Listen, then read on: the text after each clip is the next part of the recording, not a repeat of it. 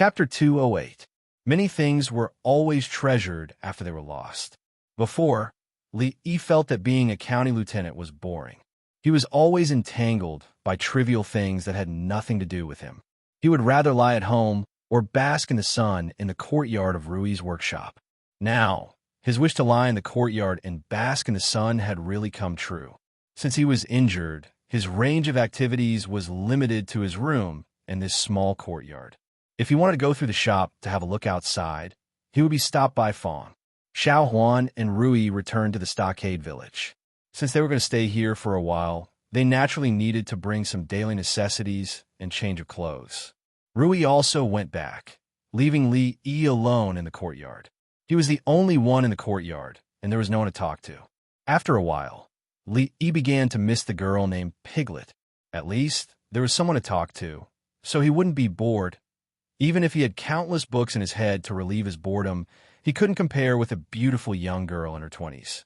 It didn't take long for the beautiful young girl to climb up the wall again. Phew! Sister Ruoqing finally went out. The young girl looked back and let out a long sigh of relief. Seeing that Li was still lying on the chair in the courtyard, she was relieved. Don't tell Sister Ruoqing about the osmanthus cake. This time, the young girl seemed to have put the chair under her feet a little higher, so she could fold her arms and lie on the wall. She looked at Li and said this. Don't worry. After getting a positive answer from Li, the young girl stared at him with big, sparkling eyes, waiting for him to fulfill his promise. Li didn't want to lie to a young girl. Besides, it was not easy for someone to talk to him, so he adjusted to a comfortable position and said, Wang Sheng climbed over the wall and returned home. Yes, I have. Last time, I said that Wang Sheng peeped outside the window at the female ghost painting her skin on the bed. The young girl said hurriedly, What's the rush? What's the rush? I haven't gotten into the zone yet. Li glanced at her, then slowly said, Wang Sheng was very scared when he saw that the female ghost had turned into a woman who played with him every night. He was so scared that his soul almost flew away. Finally, he remembered the Taoist priest he met on the street and hurriedly chased after him. The girl's expression was focused. She secretly memorized the plot that he said and then passed it on to Grandpa Sunday. With the follow-up story, those customers would probably give more money, right? The original story of the painted skin was not long. Wang Sheng saved a woman and hid it in his house despite his wife's advice. However, the woman turned out to be an evil ghost. After digging out Wang Sheng's heart and lungs, she escaped. Later, she was killed by a Taoist priest with a peachwood sword. Wang Sheng's wife found an extraordinary person and saved Wang Sheng. The ending was a happy one, but the plot was full of twists and turns. Speaking of which, there was even a little erotic element to it, which made it more attractive to men. It had the elements to sell well in this world. The original painted skin was only about 2,000 words. Unlike the old man, Li did not have to add to the atmosphere from time to time. It was similar to a flat and straightforward narration. It did not take long for him to reach the ending. Thank you for your story. I'll leave first. Remember to keep the osmanthus cake a secret. After listening to the story, the girl had achieved her goal. Her feet were a little numb after standing for a long time. She wanted to quickly tell Grandpa Sun before she forgot the plot. Rui and the others had not returned from the village yet. If the girl left, who could he talk to relieve his boredom? Fong? After thinking about it, he gave up. There was too much of a generation gap, and it was not easy to communicate. Seeing that the girl turned her head and was about to jump down, Li spoke again. For the sake of the osmanthus cake, in addition to the painted skin, I'll give you another story called Ing Ning. Ing Ning? The girl's movements slowed down. She turned around and looked at Li again. There was actually a buy one, get one free deal. The scholar Prince Fu met a beautiful woman at the Lantern Festival. He picked up the plum blossoms that the girl had dropped. After returning home, he missed her so much that he fell ill. It was another story that she had never heard before. The girl immediately stopped thinking about it and listened carefully. One painted skin could only solve the problem temporarily. When the customers got tired of listening to it, the brothel would still face the same predicament as before. Of course, the more stories there were, the better. At this moment, She was even thinking that she must get the stories of Legend of the White Snake and a Chinese ghost story that this gentleman had told her previously. Anyway, the price was only a few pieces of osmanthus cake. Even if elder sister Ruoqing found out, she probably wouldn't blame her. Moreover, she had eaten quite a lot of them before. This time, it was naturally not for the sake of telling a story. Li Yi slowed down the speed of his narration. Sometimes, the girl would interrupt and ask some questions that she did not understand. That missing Ning is so innocent. When the girl spoke again, she raised her head and looked forward. Suddenly, she shrank her head back. While Li Yi was puzzled, there was a sound of messy footsteps behind him. He turned around and saw a few people passing through the shop and walking towards the courtyard. Fong did not stop them because they were all acquaintances. Li Xian asked the guards behind him to carry boxes of different sizes into the courtyard, while he walked towards Li Yi. I heard from Mingzu that you were injured, so I came to have a look. The people of the Li family were very polite, unlike County Magistrate Liu, who came to visit the patient empty-handed. Not to mention whether he was secretly happy in his heart. At least these gifts showed enough sincerity. In fact, Li Yi hadn't seen Li Xian for many days. A few days ago, he was still curious. With Li Xian's personality, it wasn't normal for him to hold back for so long and not look for him to refresh his worldview. When he raised his head to look at him, he was stunned and said doubtfully, "I haven't seen you for a few days. Why do you look so haggard? Even if you go to the Jade Courtyard every day, it shouldn't be like this, right?" Speaking of this matter, Li Xian could not help but smile bitterly. He waved his hand and said, "Don't mention it. Since Mother's birthday banquet, Father has not allowed me to step out of the prince's mansion. He invited several great scholars to teach me some inexplicable things all day long. It's so annoying. If Mingzu did not go to the prince's mansion to visit Mother and let me find such an excuse to come out, I'm afraid that I would still be facing those troublesome old guys in the prince's mansion." He looked at Li Yi, who was leisurely lying in the courtyard and basking in the sun, and his face was full of envy. As a dignified prince, his life was not as carefree as his. Naturally, his heart was extremely depressed. "Let's go. I've been bored to death in the prince's mansion these days. It's not easy to come out today. I'd like to invite you to the Jade Courtyard to relax." Looking at him, he did not look like he was seriously injured. Li Xian shook his head and stopped thinking about these annoying things. He looked at Li Yi and said, "Ahem, I'm seriously injured this time. I'm afraid it's not convenient. You should go by yourself," Li Yi said with a dry cough, where, just as Li Xian was about to speak, he suddenly felt a chill run through his body.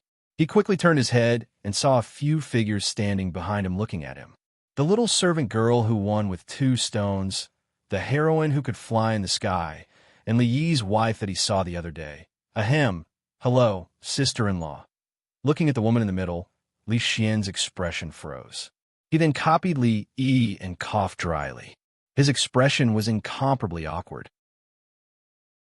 Chapter 209.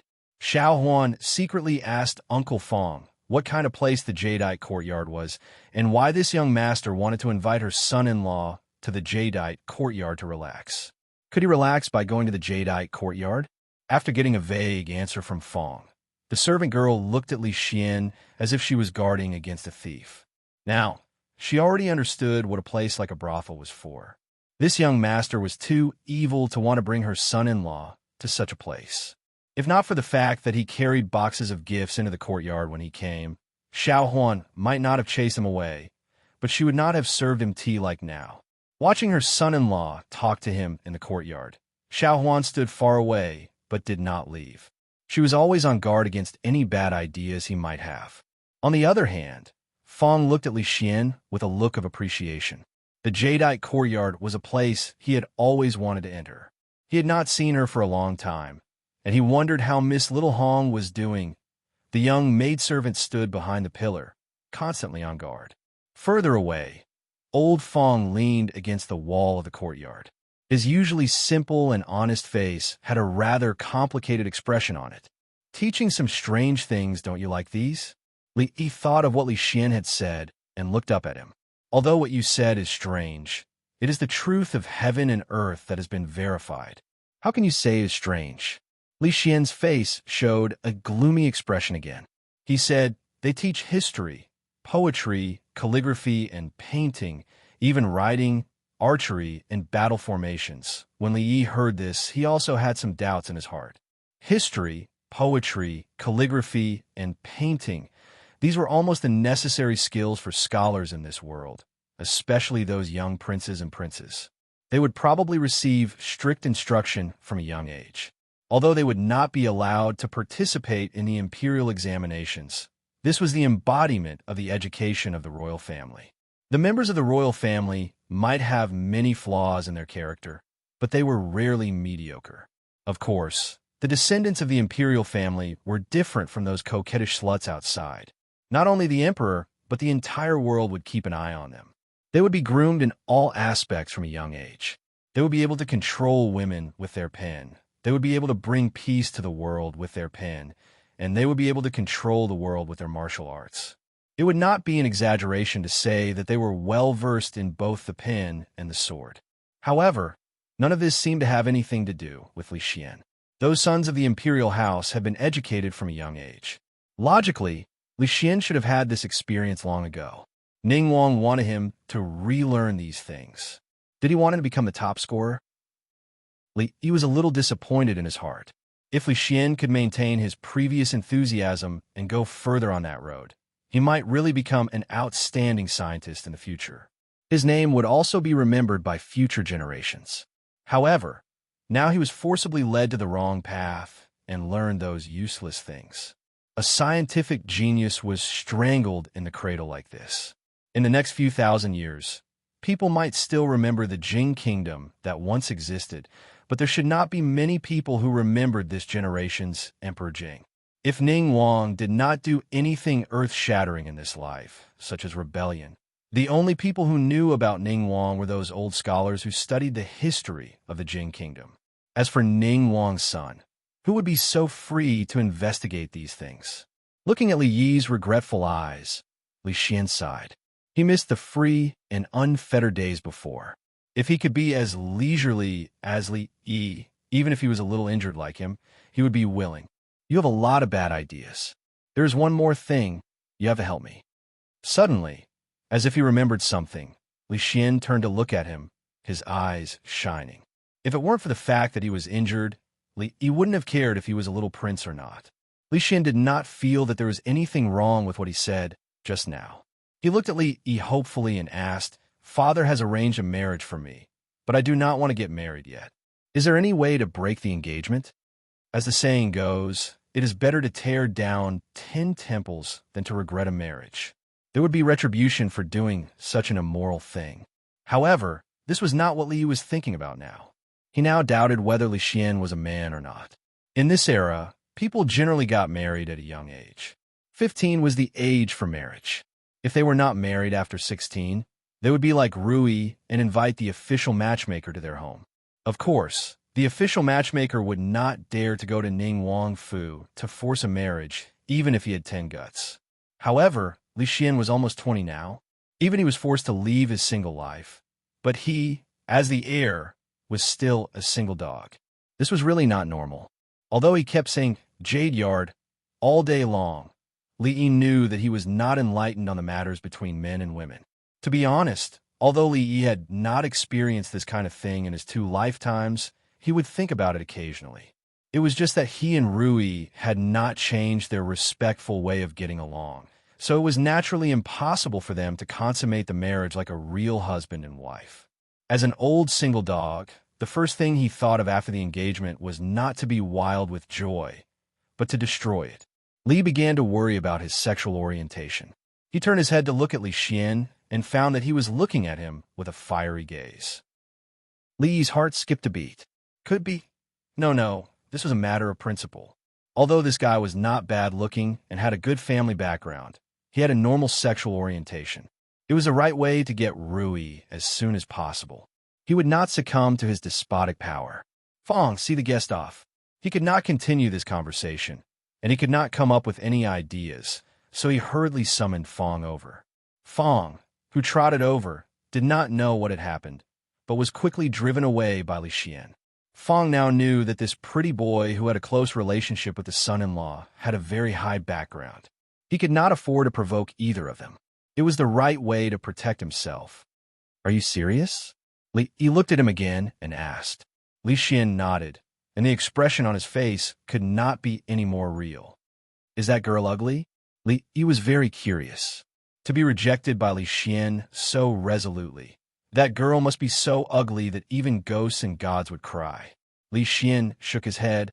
"I have seen her portrait. She is as beautiful as a flower and is a rare beauty in the world." Li was not surprised about this. Although this little prince was not very reliable, he was the only son of Prince Ning, and he would inherit the title in the future. Choosing a concubine was a very important matter, and it could not be done so carelessly. The current concubine would be the future concubine. To some extent, it represented the face of the royal family. Naturally, it was impossible to choose an ugly one. He had seen Princess Ning and also the Empress. Although the two were no longer youthful from their current charm, it could be seen that they must have been great beauties when they were young. This showed that Prince Ning and the Emperor's aesthetic was normal, unlike a certain dynasty in the future where there were 3,000 beauties in the harem, and none of them were good-looking. Since he had such a beautiful fiancée, why did he break the engagement? Returning to the original question, Li Yi looked at him and asked tentatively, "You wouldn't like men, right?" Chapter 210. Li Yi's suspicion made Li Xian feel insulted. He tried to explain that his sexual orientation was normal, but after thinking about it carefully, he felt that Li Yi's suspicion was not unreasonable. If Li Yi told him that he wanted to divorce the beautiful woman named Lu Rui, perhaps Li Xian would have the same suspicion as him. It's not strange that you don't want to admit it. In fact, sometimes you don't even realize that you like men. Li Yi gave a scientific explanation. In this era's upper-class society, some people even regarded this as a very elegant thing. If Li Xian really had this tendency, Li Yi would not discriminate against Li Xian who liked men. However, not discriminating was not discriminating. He still had to keep a distance. Don't worry. Liking men is not a shameful thing. There's no need. "Hey, why are you looking at me like that?" He suddenly raised his voice. After a moment, Li Yi spoke again. "Actually, there's a way." Li Yi was worried that if he did not give him an explanation today, he would start to have ideas about him.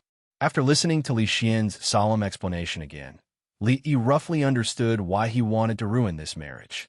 In this era where the parents' orders and the matchmaker's words dominated the marriage, before marriage, no matter how the other party looked, it was the same as covering them with a quilt.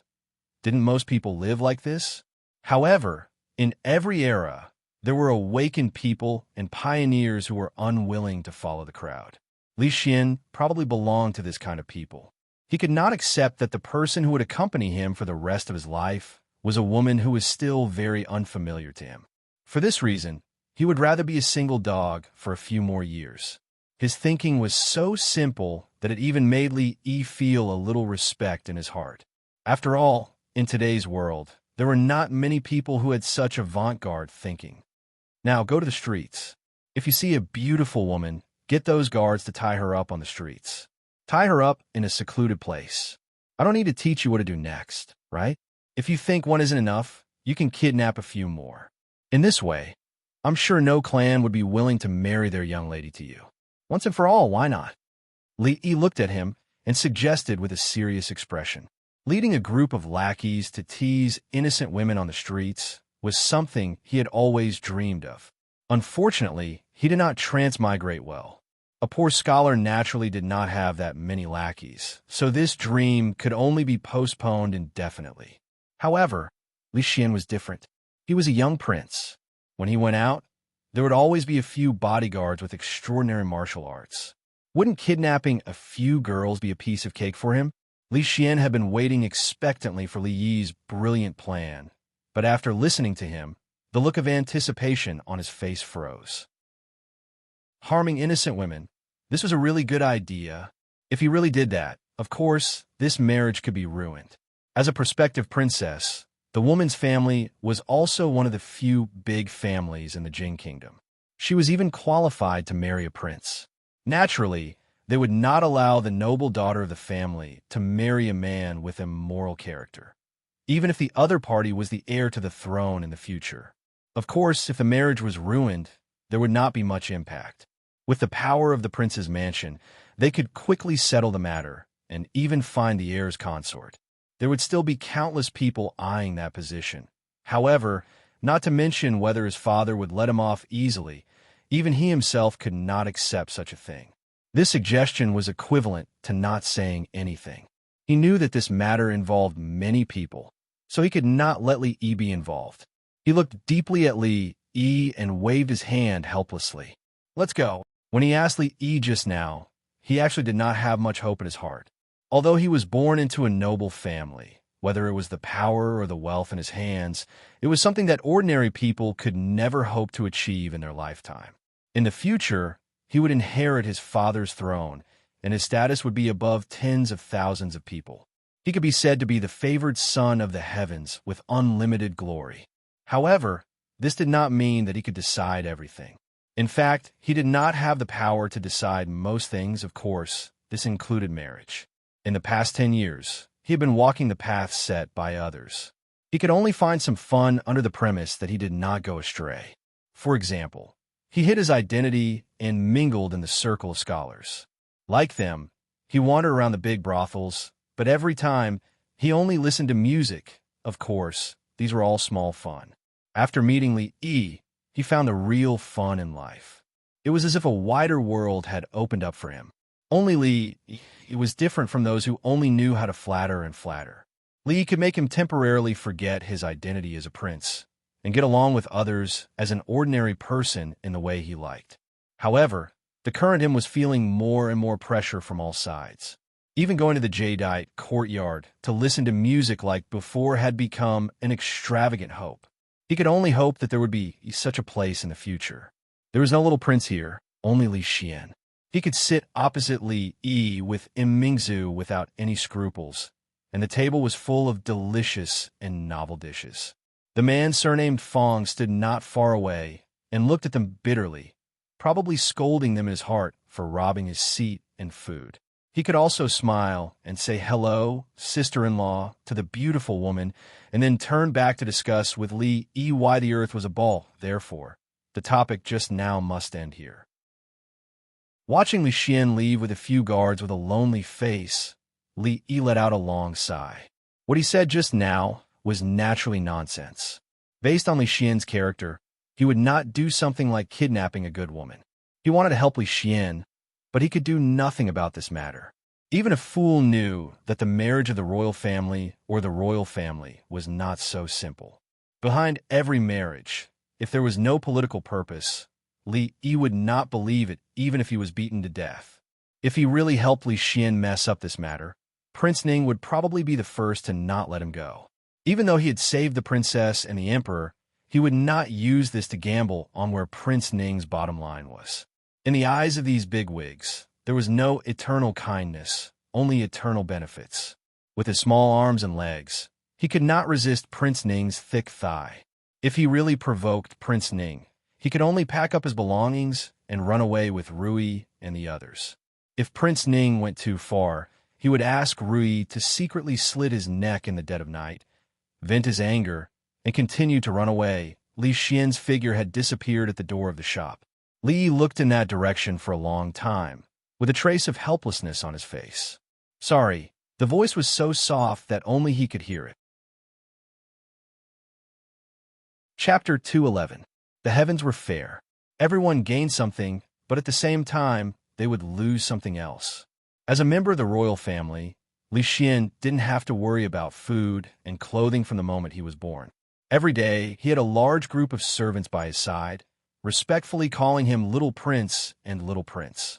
In this Qing and prefectural city, he could be said to have everything he wanted.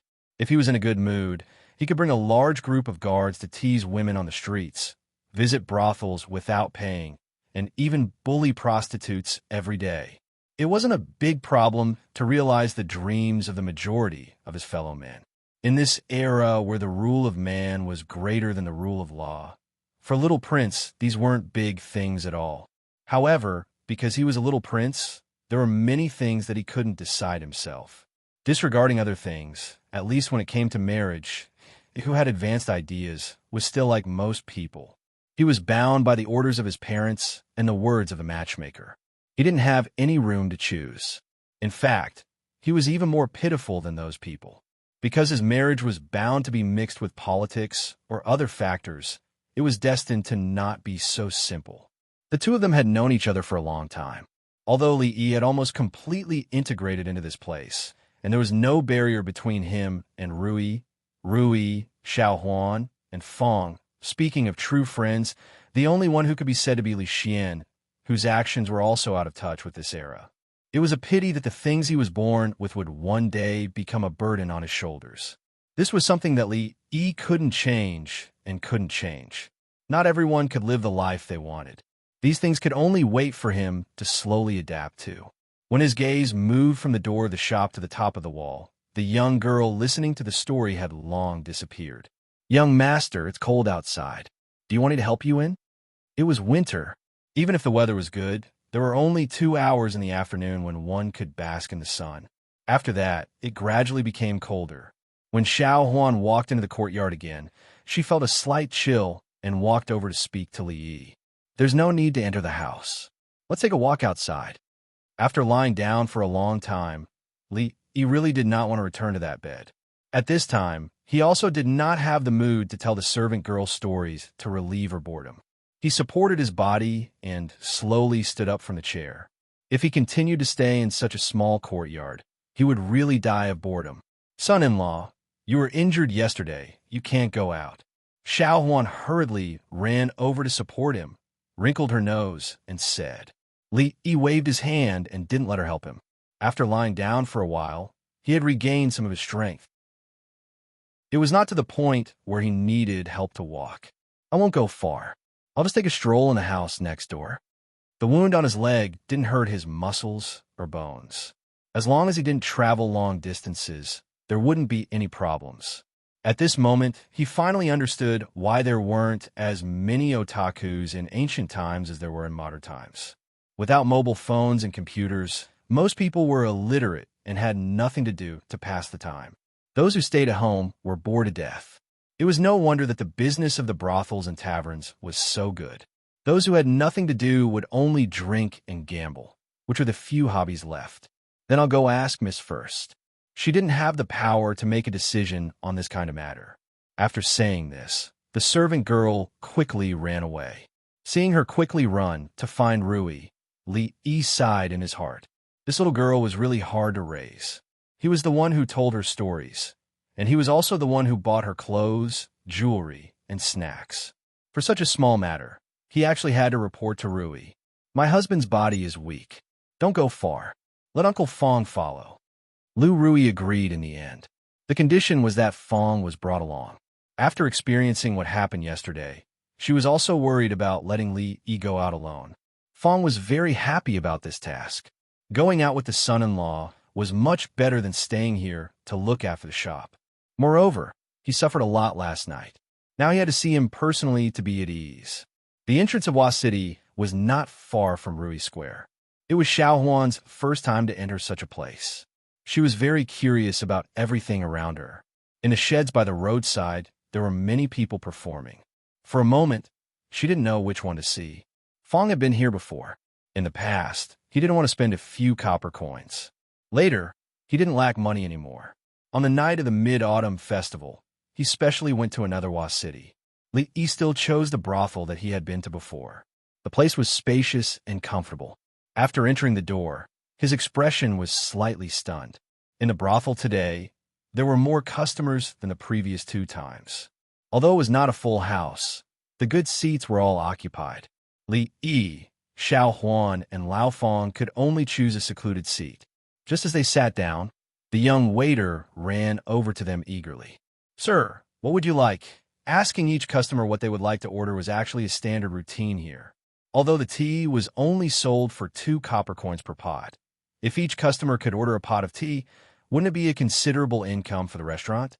Just as the waiter opened his mouth, he saw a young face and immediately said, "I know, a pot of tea, right? Please wait for a moment. The tea will be served soon. Come back." The waiter just turned his head and Li waved his hand. "Do you have any other orders, sir?"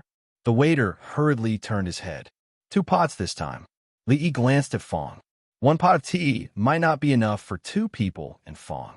This time, it wasn't the old storyteller on stage. Instead, it was a female singer who was singing. Her voice was quite pleasant to the ears, and there were a few female dancers behind her. Ever since old Fong entered the room, his eyes had never left the singer. If the stage wasn't too small and the audience was too small, it would really feel like a concert in the future. He suddenly had a strange idea. If he built a venue that could accommodate tens of thousands of people in this world and held a few concerts, what kind of scene would it be? Then, he felt that it was impossible to realize this idea. After all, there were no microphones or sound systems here. The venue was so big that even if the loudest singer shouted herself hoarse, she wouldn't be able to be heard by everyone in the venue. "Your tea." A clear and somewhat familiar female voice came from the opposite side. The girl who listened to his ghost story on the wall placed 2 pots of tea on the table and sat opposite Li. Her eyes met with Xiao Huan's. The 2 people who were scared at the same time just now snorted and turned their heads away, no longer looking at each other. Chapter 212. That Ning, you haven't finished. After sparking with Xiao Huan's gaze, the girl turned her head and said to Li. She had already told Grandpa's son the complete story of the painted skin. After listening to Ning, Grandpa's son had another story that others didn't know, which could attract many customers. Grandpa's son only told the first half of the painted skin twice, but the number of customers in the brothel today was several times more than usual. Although most of them came to listen to the painted skin, they were in a good mood after seeing the song and dance and acrobatics. They didn't receive as much as Grandpa's son, but they were all in the same brothel, so they received some positive effects. If she could receive so much money every day, she would be able to afford the hairpin that she had been yearning for a long time. Next time you want to listen to it, just climb the wall. Li drank tea while watching the song and dance on the stage. In this kind of occasion and atmosphere, they should be eating melon seeds. Watermelons existed in this world, but he didn't know if they had the habit of eating melon seeds. The girl looked disappointed.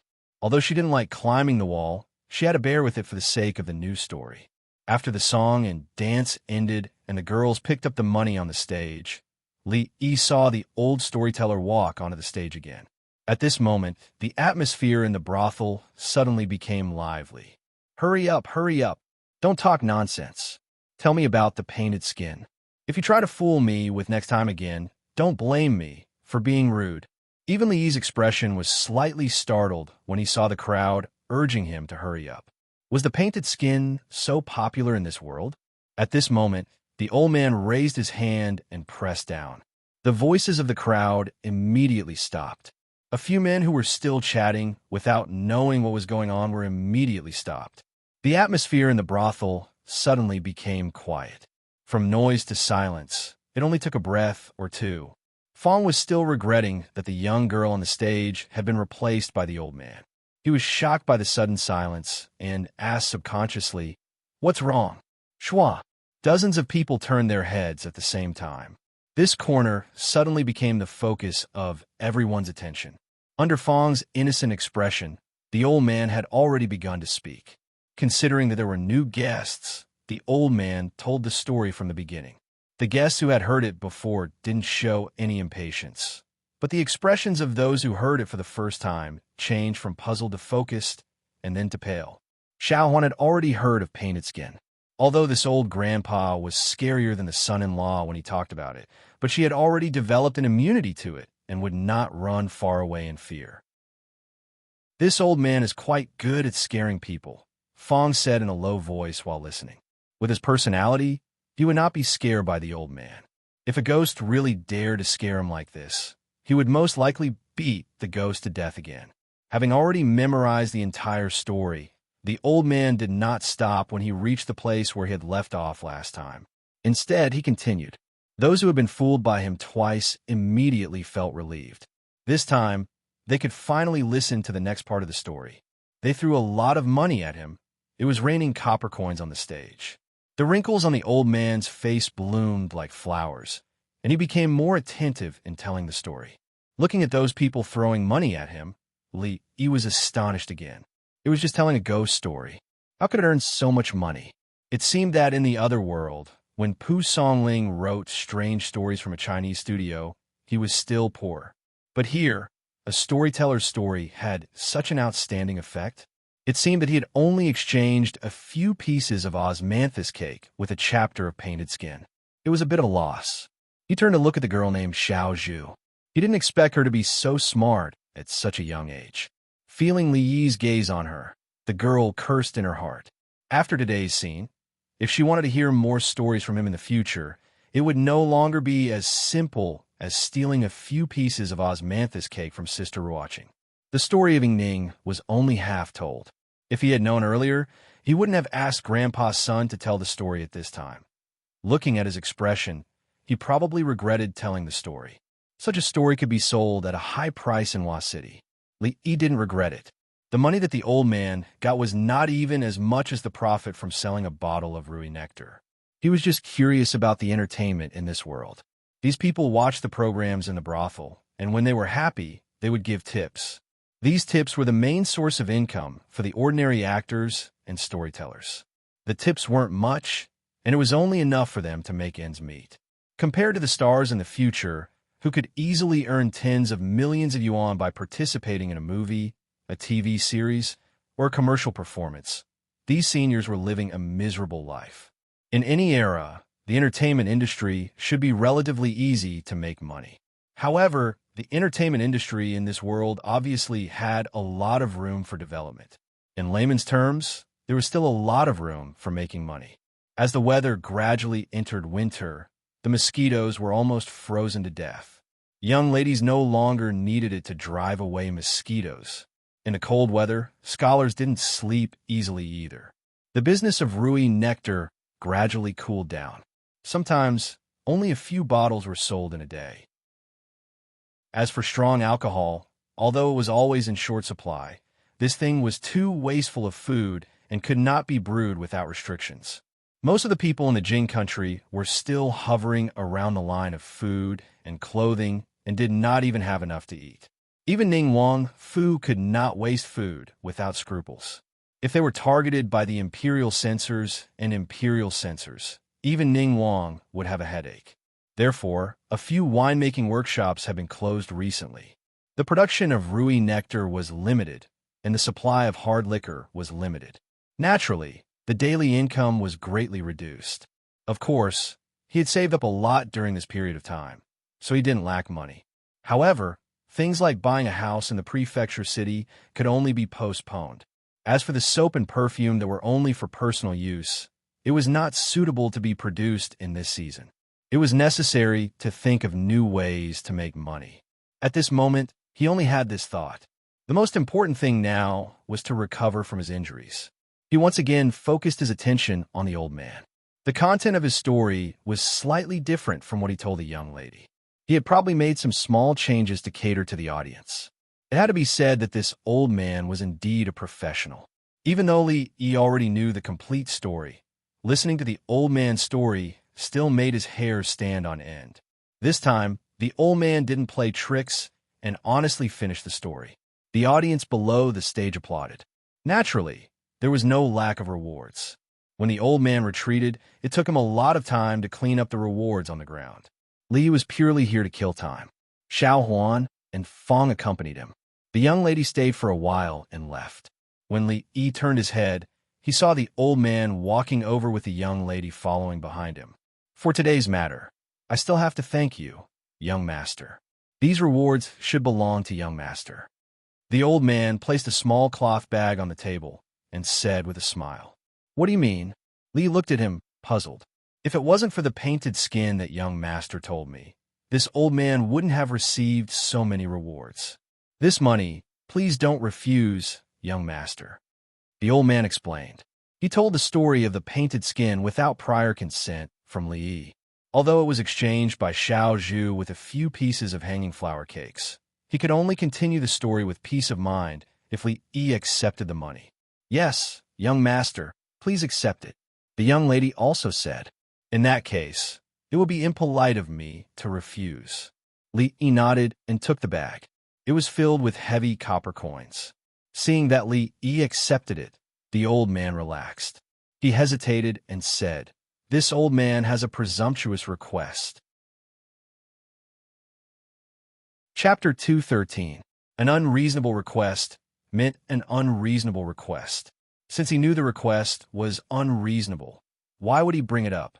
However, on account of Xiao Zhu and osmanthus flower cake, Li still smiled and said, "Elder, please speak your mind.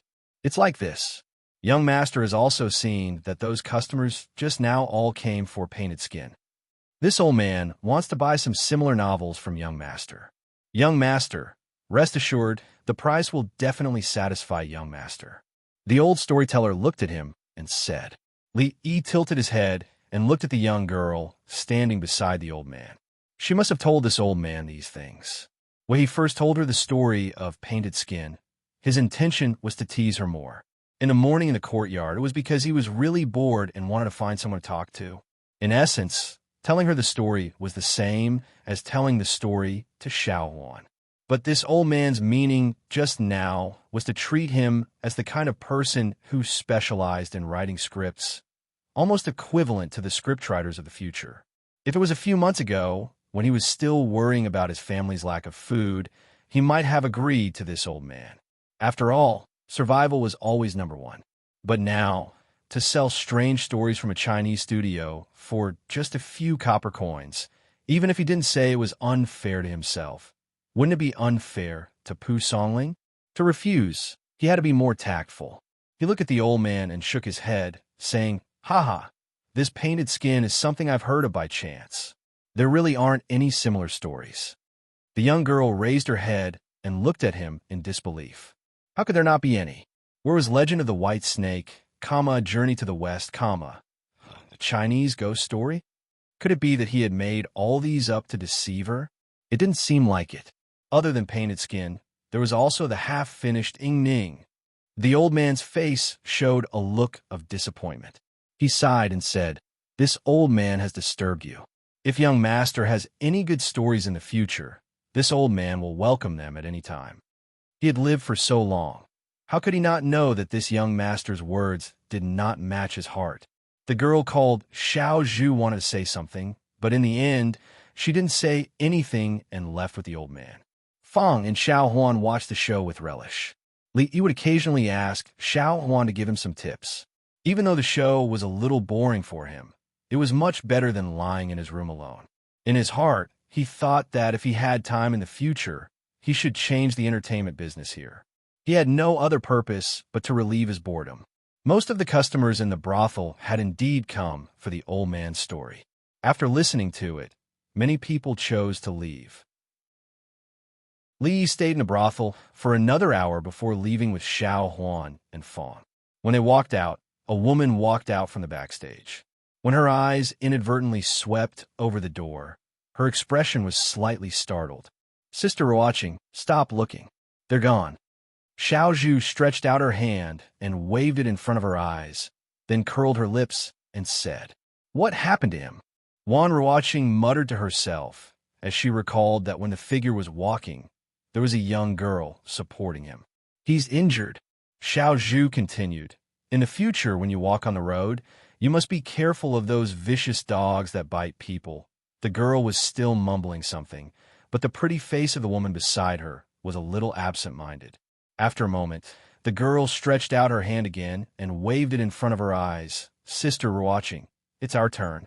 Walking out of the door of the brothel and then out of the tile-roofed house, they walked a few steps to reach Rui Lane.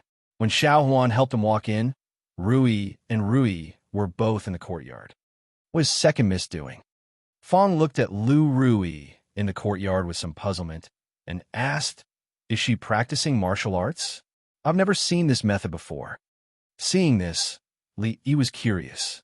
Previously, Lu Rui said that he was fighting randomly, saying that using softness to overcome hardness, and that there was no martial arts that could move 1,000 caddies with little effort. She advised him to return to the right path as soon as possible and stop thinking about those unrealistic things all day long.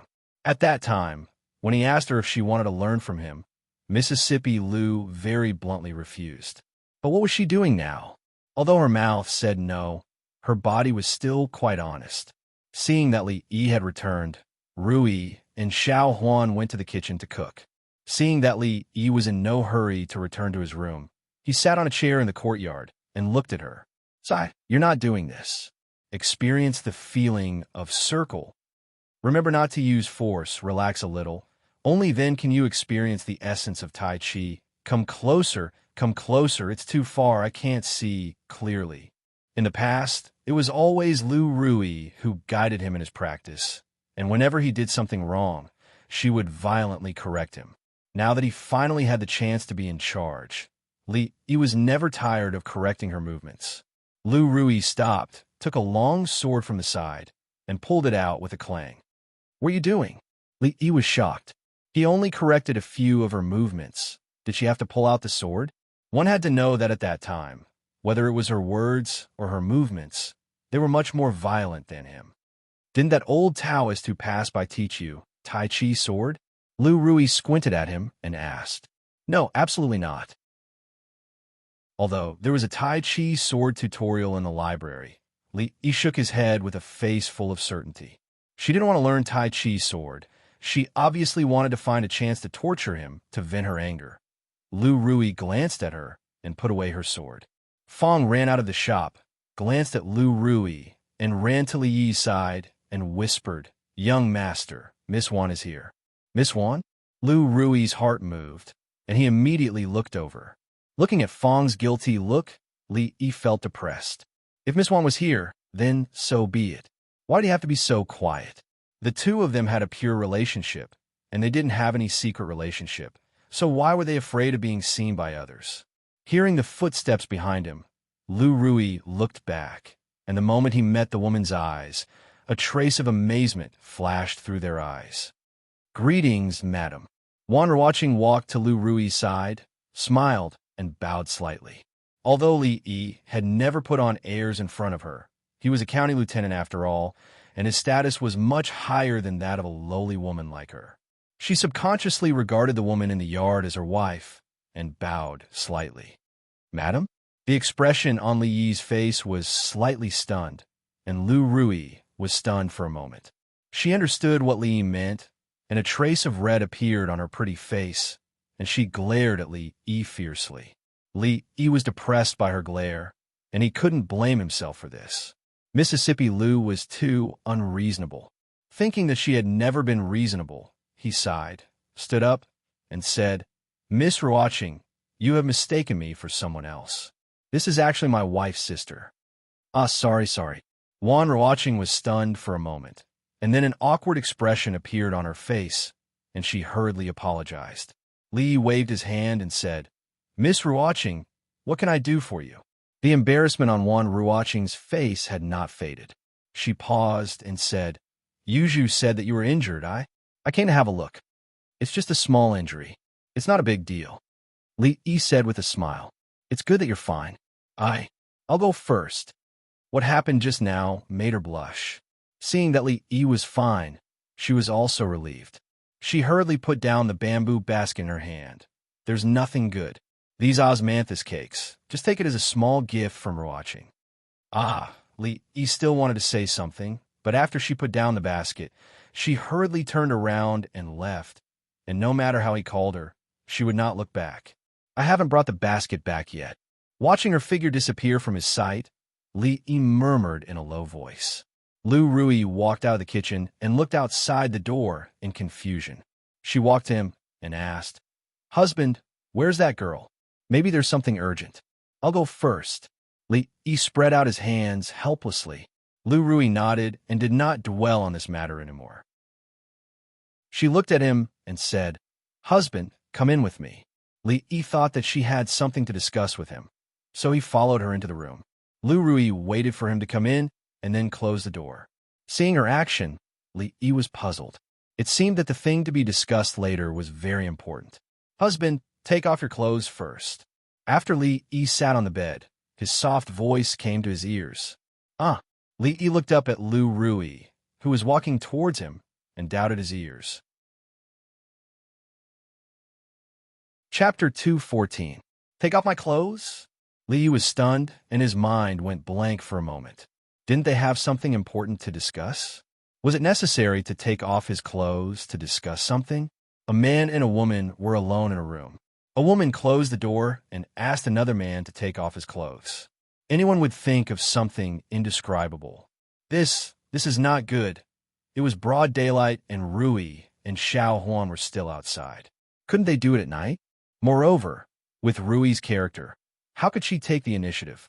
This surprised Li Yi and made him a little happy. Was his virginity of 2 lifetimes going to end today? If you don't take off your clothes, how can I heal you? Lu Rui looked at him and explained, that palm hurt your lungs, and it's not easy to heal. Using true qi to help you clear your meridians can help you recover faster. I see. Li Yi looked a little disappointed. It turned out that it was just healing. He struggled for so long just now. If she asked for that, should he obey or obey or obey? He had no choice but to obey. She was so good at martial arts, and he was injured. He couldn't resist. He could only resist symbolically and then reluctantly. In the end, he was just thinking too much. He did not know that Jinqi could also heal injuries. It was no wonder that the experts in wuxian novels would feel like they were on the brink of death when they were slashed a few times or struck a few palms. It was as if they would die in the next moment, but they would immediately recover after a few days. It turned out that Jinqi could heal themselves, and the effect was thousands of times better than seeing a doctor or taking medicine. This was simply a life-saving bug that defied the natural order. The chances of becoming a martial arts master were already very slim. At the very least, he had to cultivate true qi. He did not ask for anything else. With the healing skills of a priest, his ability to protect himself immediately increased by a lot. Healing wounds was fine. Li began to take off his clothes slowly. He wore a little more winter clothes and only had a thin shirt on his upper body. When he reached out to untie his belt, Lu Rui's voice came. Husband. He looked up at her. You don't need to take off your clothes. It was not like what was depicted in the TV series, where the two of them sat cross-legged on the bed, one in front of the other, naked, with the latter's hands pressed tightly against the former's back. Hot air rose from their bodies, and red and blue lights flickered alternately. At this moment, the scene in the room was much gentler. Li closed his eyes and lay flat on the bed. He lifted his clothes and revealed the place where he had been hit by Wu Ying's palm. Compared to yesterday, the bruise had already faded a little. Rui's slender and fair palm covered his abdomen. Other than feeling that her hand was abnormally warm, Li Yi did not feel anything else. There was no such thing as a warm current. The television was full of lies. If he had to say what he felt, it would be comfortable, especially when the hand on his abdomen moved slowly. Li Yi opened his eyes and happened to meet her gaze. Time seemed to stop for a moment. Rui's hand paused slightly, and an invisible layer of charming atmosphere spread out. Cough, I'm a little thirsty, Li Yi coughed dryly, making the atmosphere slightly less awkward. I'll go get some water. Lu Rui breathed a sigh of relief and quickly walked away. She opened the door and walked out. Looking at her slightly flustered footsteps, Li Yi's heart surged with an indescribable feeling. In his previous life, he had been single for 20 years. Before he transmigrated, he was still worried about his mother forcing him to get married.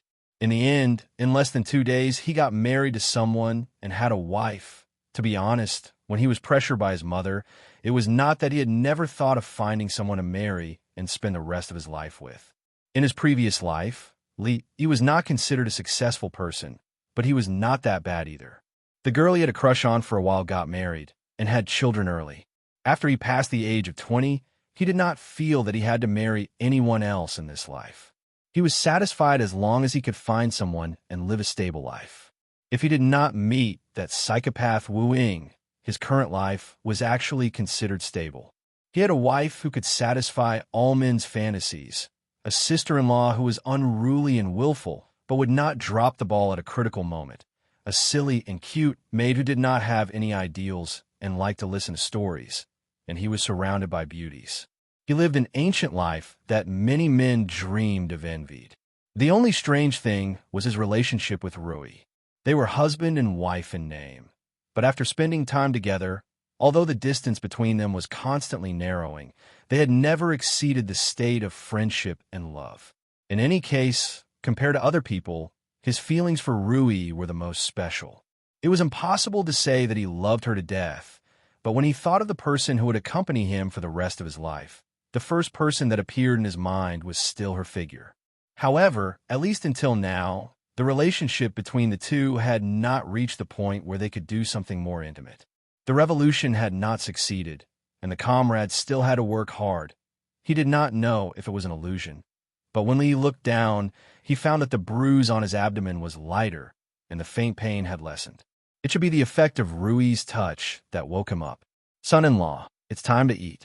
Not long after he put on his clothes, Xiao Huan knocked on the door and came in. In the next few days, Rui would use her true qi to help him sort out his meridians.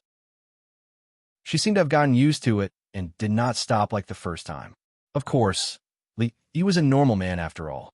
Sometimes he could not control some of his body's normal reactions when she touched his lower abdomen. Every time this happened, the atmosphere would become awkward again.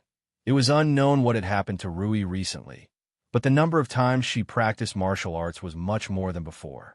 Sometimes she would come over and ask Li some questions about Tai Chi. Li could only make it look like Tai Chi. How could he know anything deeper? He just casually threw out the words written in the book that sounded powerful, and it was enough for her to ponder over it for a whole day. As usual, he would go to the brothel to kill time. The old man would recite the painted skin over and over again, and anyone would get tired of it. The number of customers he could attract was decreasing, which was a good thing for Li. It was quieter with fewer people. Every day, after lunch, he would order a cup of tea and sit there for about 2 hours. During this period, the old man gave him money several times and mentioned that he wanted to buy some stories from Li. After he did not get the answers he wanted, he did not speak again. If it was a coincidence, he could occasionally see Ruoqing singing on stage. Sometimes, after she finished singing, she would come over and say a few words to Li. She would take out her poems and let him comment on them. Li had almost digested all the books about poetry in the library. It might be difficult for him to write a good poem, but he had accumulated a lot of knowledge and could give good suggestions most of the time. The girl named Xiao Zhu stood behind Ruoqing and looked at them. Sometimes she would look at them from head to toe, and her eyes would roll around. She looked like a mischievous spirit. She did not understand poetry, and she had never heard of Li's name. She just felt that Sister Ruoqing's friend seemed to be a genius who knew a lot of stories. He was good at everything, but he was too stingy. Chapter 215. Sister Ruoqing, the number of customers here has decreased again these past 2 days. After Li left, the girl named Xiao Zhu looked at the sparse customers in the brothel and sighed. As the popularity of the painted skin gradually faded, the customers in the brothel decreased day by day. Now it was almost back to its usual level. According to their original estimations, it should have taken a little longer, but things did not develop as they had expected. In just one day, the story of the painted skin had spread everywhere. Although they were indignant, they couldn't say anything about it. It was all a story. If Grandpa's son said it, others would naturally say it too. For a short story like this, after listening to it once, one could almost repeat it. It was impossible to rely on these stories to earn money for a long time. On one hand, the customers were taken away by other brothels. On the other hand, the story had been told too many times, so it naturally lost its novelty. There were fewer and fewer customers who had not heard of it, and there were no new stories to supplement it. Naturally, there would not be more people who were willing to come. Wan Ruoqing looked at her sisters who were performing seriously on the stage, but there were not many people watching. She sighed softly, and a trace of helplessness appeared on her face. They were just actors who lived at the bottom of the industry. They were not like those famous actors who depended on high officials and nobles. Every time they performed, they could get a lot of money. They could only survive in this way. Her situation was better. She had some fame in a small circle, and her singing was not bad. She and Xiao Zhu did not live a comfortable life, but they could barely get by. However, such a life was not worth looking forward to. Perhaps once they were out of luck, the first thing they would face would be the problem of survival. "That Li seems to be very rich," the girl said in a low voice, holding her chin.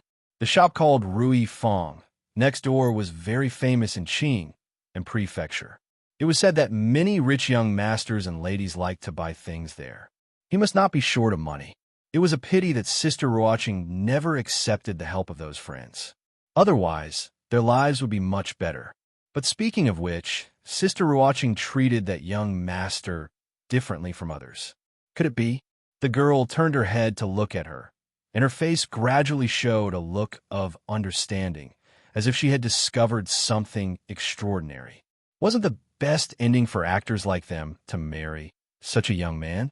Although they could not become the official wife. Even if they could be a concubine, if they could be treated well by him, it would be an excellent ending. Elder Sister Ruoqing was not only good at singing, she was also talented in poetry. Many scholars had expressed their interest in her, and there was one called Jiangzi, and who had pursued her relentlessly. However, Elder Sister Ruoqing did not agree. Apparently, her heart belonged to someone else. That young master treats people very kindly, so he probably won't mistreat Elder Sister Ruoqing. However, she had to be careful of that girl who liked to play with her sword. When she climbed the wall, she saw her practicing her swordsmanship in the courtyard. Such a person was definitely not someone to be trifled with. If Elder Sister Ruoqing entered his house, she might bully her. That woman was very powerful. Even if she and Elder Sister Ruoqing joined forces, they might not be her match. In the girl's heart, she began to worry. "What are you thinking about?" Wan Ruoqing saw that the girl's expression kept changing. Sometimes she was happy, and sometimes she was worried. She gently tapped her head and asked, "If Sister Ruoqing marries Li, I'm afraid she has to be careful of that." The girl subconsciously expressed her worries. Before she could finish her words, she was interrupted by Wan Ruoqing. "Don't talk nonsense. Young Master Li has a family. There's nothing going on between us." "I know. There is nothing between a man and a woman." The girl curled her lips and said, he only knew how to use such an excuse to deceive her. If the two of them were innocent, why would he send them back in the middle of the night? Honestly speaking, she still felt that there was nothing wrong with Sister Ruoqing being with him. "Yuzhu, you're asking for a beating, aren't you?" Wan Ruoqing pretended to wave her hand. The girl hurriedly stood up from her seat, stuck out her tongue, and said, "If Sister Ruoqing feels embarrassed, I can be your matchmaker. I think he likes Sister Ruoqing very much." "You still say?" Wan Ruoqing blushed and hurriedly chased after her. The girl screamed and immediately ran far away. The speed of County Magistrate Li's recovery is far beyond my expectation. When Dr. Chun of Huichun Hall came for a follow-up examination, he checked Li Yi's pulse and said with a look of amazement, "It was reasonable to say that an ordinary person would need at least several months to recover from his last injury. Even a strong person would need a month to recover to his current level. At this time, it was only 10 days since he was injured. This county lieutenant had the appearance of a frail scholar, but his recovery speed was truly amazing. Li Yi felt a chill in his heart when he saw the old man looking at him as if he was some kind of precious object. The old man might even be thinking of taking him away for research. After sending Dr. Chen away, he didn't continue to lie down. He strolled in the yard for a while and practiced Tai Chi twice to stretch his muscles and bones. These days, his range of activities was from here to the brothel. He ate more and moved less. He didn't know if he had gained a few kilograms. With his current physical condition, it was beneficial to do some proper exercise. Of course, it was only limited to walking and practicing Tai Chi. It was not suitable for him to do more vigorous exercises. Rui brought Rui and Xiao Huan out. Regardless of ancient times or modern times, shopping was a woman's nature. It was the same for both young and old women, especially when their families were not short of money. The prosperous Qing and prefecture was a heavenly existence for them. As the weather turned cold, Rui couldn't produce anymore. Rui's workshop was temporarily closed. The girls returned to the stockade village. With Rui and Rui here, there was no need to worry about their safety. Fang also came here occasionally. After living in the prefecture for a long time, they were not used to the various inconveniences of living in the stockade village. Perhaps because it was boring to stay at home alone, Rui also moved out a few days ago and slept in the same room with Xiao Huan and Rui at night. Although this made the room a little crowded, the three girls used to live like this when they were young, so there was nothing strange about it. These few days, he would still go to the brothel for a while every day. Sometimes he would sit in the yard with Rui and bask in the sun. He would watch Rui practice the Tai Chi swordsmanship that he had just taught her and correct her mistakes from time to time. When he first taught Tai Chi to Rui, she could do it more accurately than him after only watching it twice. Mississippi Lu might not be talented, so it was a good opportunity for Li Yi to satisfy his desire as a master. However, they were not here now. After Li Yi finished practicing 2 sets of fist techniques, he inadvertently glanced and saw a familiar head popping up on the opposite wall. The story of Ying Ning is not finished yet. The young girl leaned on the wall and watched him finish those strange movements. She looked over and said this. Li Yi hadn't seen her climb the wall for a few days. At this moment, there was someone to relieve his boredom. The story of Ying Ning was actually almost finished a few times, and there were only a few parts left. Today, the young girl was obviously a little absent-minded. She listened quietly and didn't ask questions from time to time like before. After the story was finished, the young girl sighed and said, "After tomorrow, if you want to watch dramas and listen to songs, go to another brothel." "Why?" Li Yi asked with some doubts. Although there were many brothels in the neighboring houses, the environment where they were was better. These days, he'd been going there every day. If he suddenly changed places, he wouldn't be used to it. Because there are too few customers. Grandpa's son and the others are all going to leave. The young girl sighed again and said slowly, "Customers were the foundation of their survival. If there were no customers, they couldn't even maintain the most basic survival. If they couldn't make money in one place, they naturally had to change places. Grandpa's son and the others actually had the intention to leave a long time ago. However, because of the story of Painted Skin last time, they still had a glimmer of hope in their hearts. However, the depression of the next few days made them completely disappointed. Even if she told them the story of Ying Ning, it would only be lively for a few days. Moreover, one or even a few stories couldn't feed so many people. If everyone left, she and Sister Ruoqing naturally couldn't stay here. They didn't know how they would live in the future. Leave? Don't.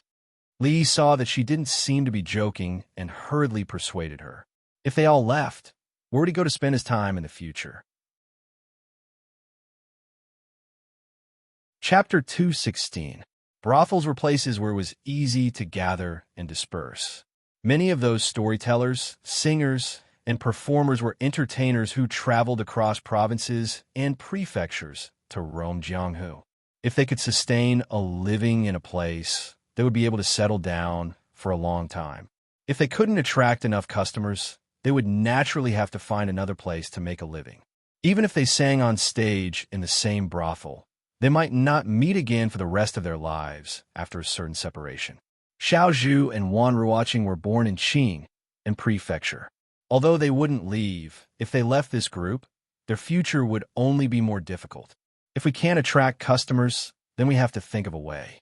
What if we go to the next place and there are still no customers? Li Yi shook his head. These people only knew how to escape when they encountered problems. If escaping could solve problems, they wouldn't be so miserable now. Then let's go to the next place.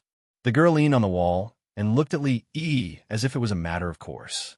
Running around performing for a living was the current situation of this industry. A story was like a play. The more they performed in the same place, the fewer customers there would be. At this time, it was very necessary to go to a place where no one had heard or seen these things. Grandpa's son could tell the story of the painted skin for a few days every time he went to a place. When the people there were tired of hearing it, they would move on to the next place. It would be much better than staying there. No dreams, no goals, no customers. Can't you think of a way to attract customers? Li was exasperated that the entertainment industry in this world was still at a very primitive stage. Just a little bit of novelty would be enough to attract these ancient people who had not seen much of the world. You think it's easy to attract customers? The girl rolled her eyes at him. Even if they could invite people, most of them wouldn't give them money. Sometimes they wouldn't even get a few copper coins in a day. You won't understand even if I tell you. Go, go, go. Call your sister we're watching over.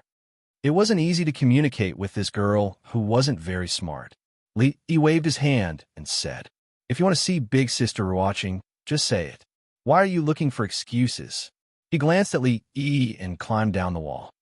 "Sister we're watching, Li wants to see you." Wan Ruoqing was in her room thinking about how to continue living in the prefecture city with Yuju in the future when a young girl's shout came from outside the door.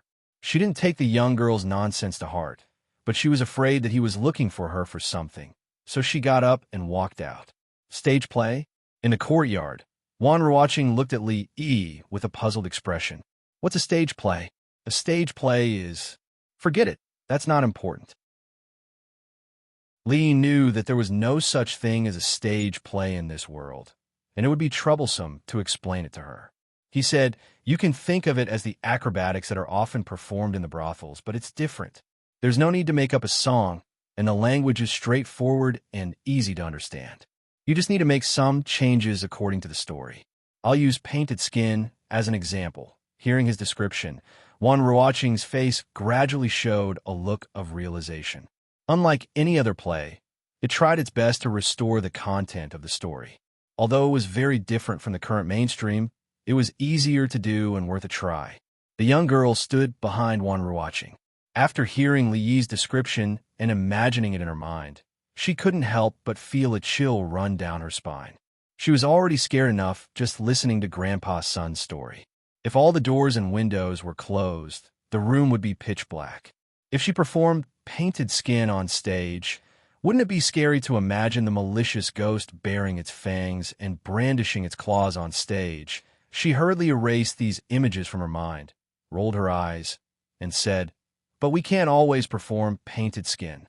The customers will get tired of it after watching it too much." Li glanced at this little girl. She was so young, yet so cunning. By saying this, wasn't she going back to the starting point and thinking about those stories? "I will provide you with the subsequent scripts and stories." After Li spoke, the young girl's face lit up, but then she heard him say, "As for the distribution of profits, we'll discuss it after they all agree." Originally, Li didn't intend to take out those stories, but if the old man and the others really left, the days in the future would probably be much more boring. Of course, the most important reason was because of Wan Ruoqing.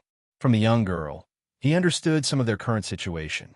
After knowing her for so long, Li had a general understanding of her character. She looked weak, but she was actually very independent and strong-willed.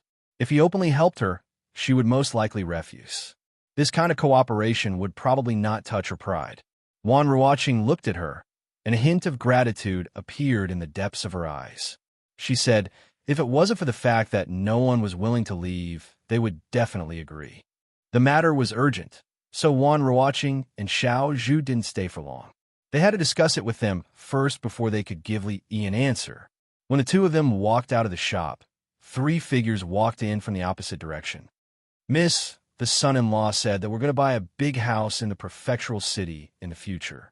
Are we not going back to the village?" Xiao Huan was holding some things she had just bought from the street as she spoke to Lu Rui. After living in the prefectural city for a few days, she finally understood what it meant to be lively and prosperous.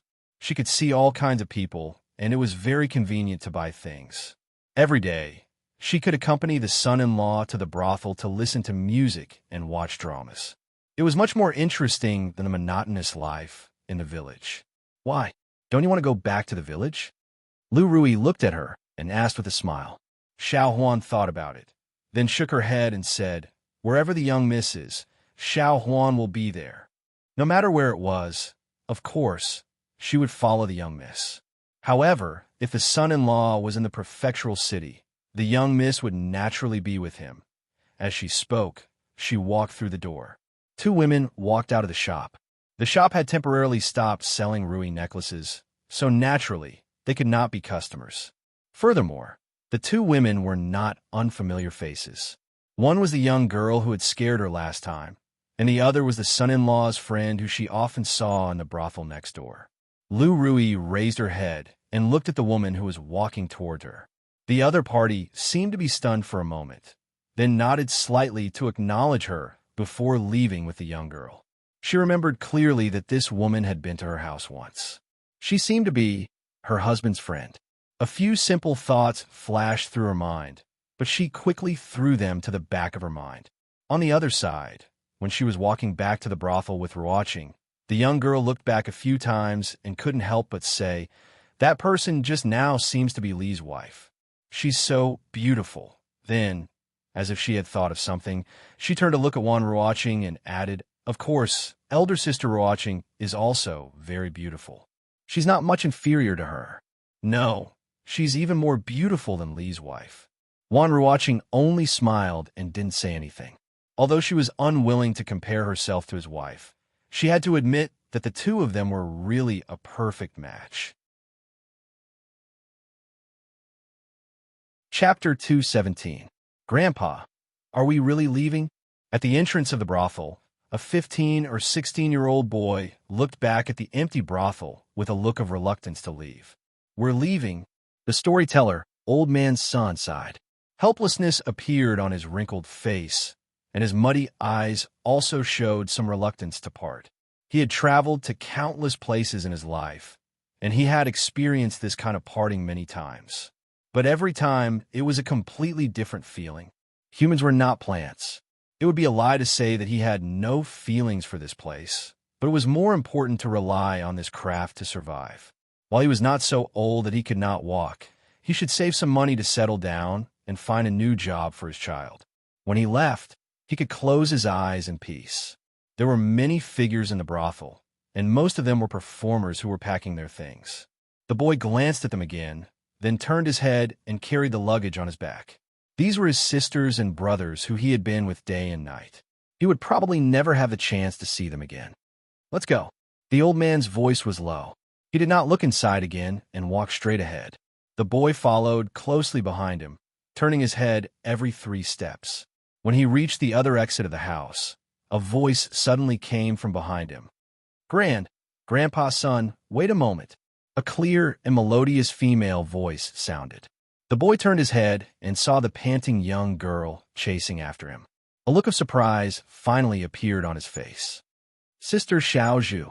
A moment later, the dozen or so performers, including Old Man's son, gathered in the brothel again, surrounding Wan Ruoqing and Xiaozhu. "What? He is willing to provide us with stories and scripts."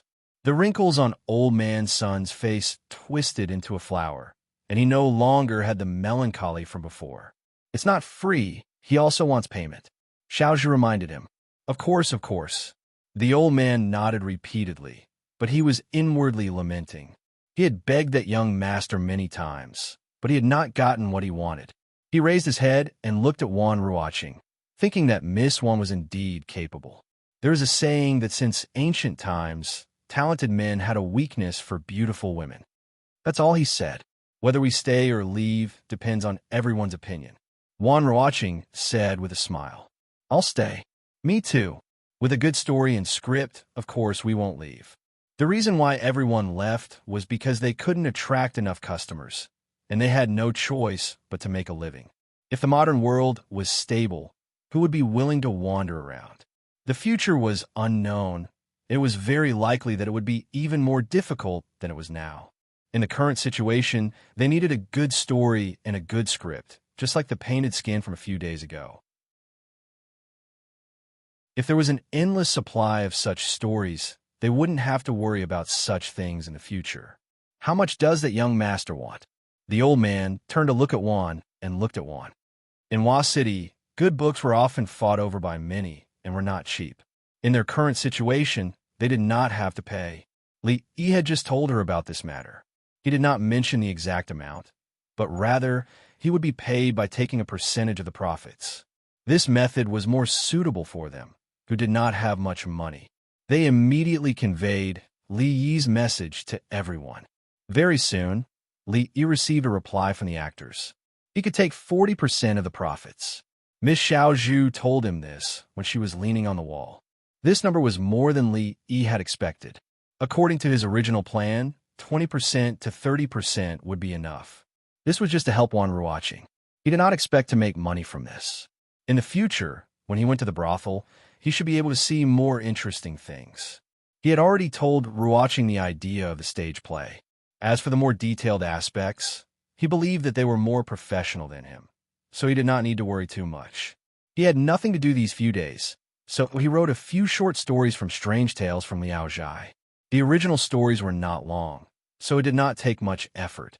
Although he could not make much money, it was still something. Many a little makes a mickle, and he would be able to get a place in the big house. The Painted Skin and Ying Ning were cheated by Miss Piglet with a few pieces of osmanthus cake. After writing a Chinese ghost story, she handed them to her from the wall. It was estimated that these would be enough to keep them busy for a while. Costumes, props, lines, and makeup all needed to be carefully prepared. Of course, there was also the background music that Li Yi had specifically reminded her about. A dry performance will be boring. Although many innate conditions could not be met due to the backward times, if she wanted to create a terrifying atmosphere, she could not do without background music. If she did not scare them to death, how could she let them pay for it happily? You look good. It seems that your body has recovered well. A voice came from behind. Li Yi turned his head and saw Li Mingzu, whom he had not seen for a while, standing in the yard. Li Xian, whom she had not seen for a few days, stood beside her. His face was still as haggard as the last time they met. It seemed that he had been tortured by premarital anxiety recently. Except for a small internal injury, I have almost recovered. Now, he was almost no different from ordinary people in other aspects, except that he could not do too much strenuous exercise. Since you have recovered, go back to the county government as soon as possible. Mingzu looked at him and said. The expression on Li Yi's face froze. Was he still a human? As the saying goes, it takes 100 days to recover when the muscles and bones are injured. He had suffered a more serious internal injury. It had only been half a month. Why should he go back to the county government? His face changed. He suddenly covered his chest with a painful expression on his face. No, I feel that my internal injury suddenly relapsed. Xiao Huan, help me back to my room to rest. All right. Don't pretend. Mingzu waved her hand and looked at him with disgust. When you feel that you have recovered, you can go to the county government. After he assigned all the affairs to his subordinates, the role of the county lieutenant was not so important. Father wanted to sharpen him in this position, but Mingzu, who knew him well, knew that even if he was not injured, he had all kinds of ways to be lazy. Her Highness's suggestion was very good. He had suffered a serious internal injury, and it would take about half a year to completely recover. He turned to look at Li Xian and asked, Why do you have time to come out today? Did the old man give you a holiday? Li Xian shook his head and said, No, I bet with him which of 2 stones of different sizes would fall to the ground first. Before he finished his words, Li Yi had already understood. After this bet, the old man might not have the mood to educate Li Xian anymore. The most likely thing to do was to find a corner to think about life. At the age of half a foot in the coffin, Li Xian had destroyed his worldview. He could only wish the old man well in his heart and hope that he could get through it. Chapter 218. Whether the old master, who had made the bet with Li Xian, had his worldview collapse to the point of doubting life and leading to an early onset of dementia was not something that Li Yi needed to worry about. After the 2 hours of warmth in the morning, standing in the courtyard and being blown by the cold wind inevitably made his hands and feet cold. Returning to his room, he set up the heater and immediately felt much more comfortable. Li Xian sat by the heater with his eyes unfocused. He did not speak and looked like he was daydreaming. Li often saw him like this. When he knew the law of free fall and that the ground under his feet was a big ball, he maintained this state for several days. Such a person was either a genius or a madman. No matter which one it was best not to disturb him when he was thinking. If a genius's train of thought was interrupted, he might fight you to the death. If a madman's train of thought was interrupted, he would definitely fight you to the death. Li Xian's mind was wandering, but the gaze of the person beside him had always been on him. Li Yi glanced at the bronze mirror in the room and did not find anything dirty on his face. He looked at Imingzu and asked, "Why are you looking at me?" Since entering the room, Li Yi found that she had been looking at him. Although it was inevitable that his vanity would be a little satisfied when being looked at by a noble beauty, this person's identity was too noble. She was a princess. If she looked at him for a long time and felt that the young man in front of her was really elegant, handsome, and talented, what would happen if she wanted to recruit him as her son-in-law? No matter which dynasty it was, being a son-in-law was not a good job. Not to mention that he could not have 3 or 4 wives. He had to be controlled by his wife everywhere. Normal men would not be willing to suffer like this. What's more, a violent woman like her would be unlucky to marry anyone.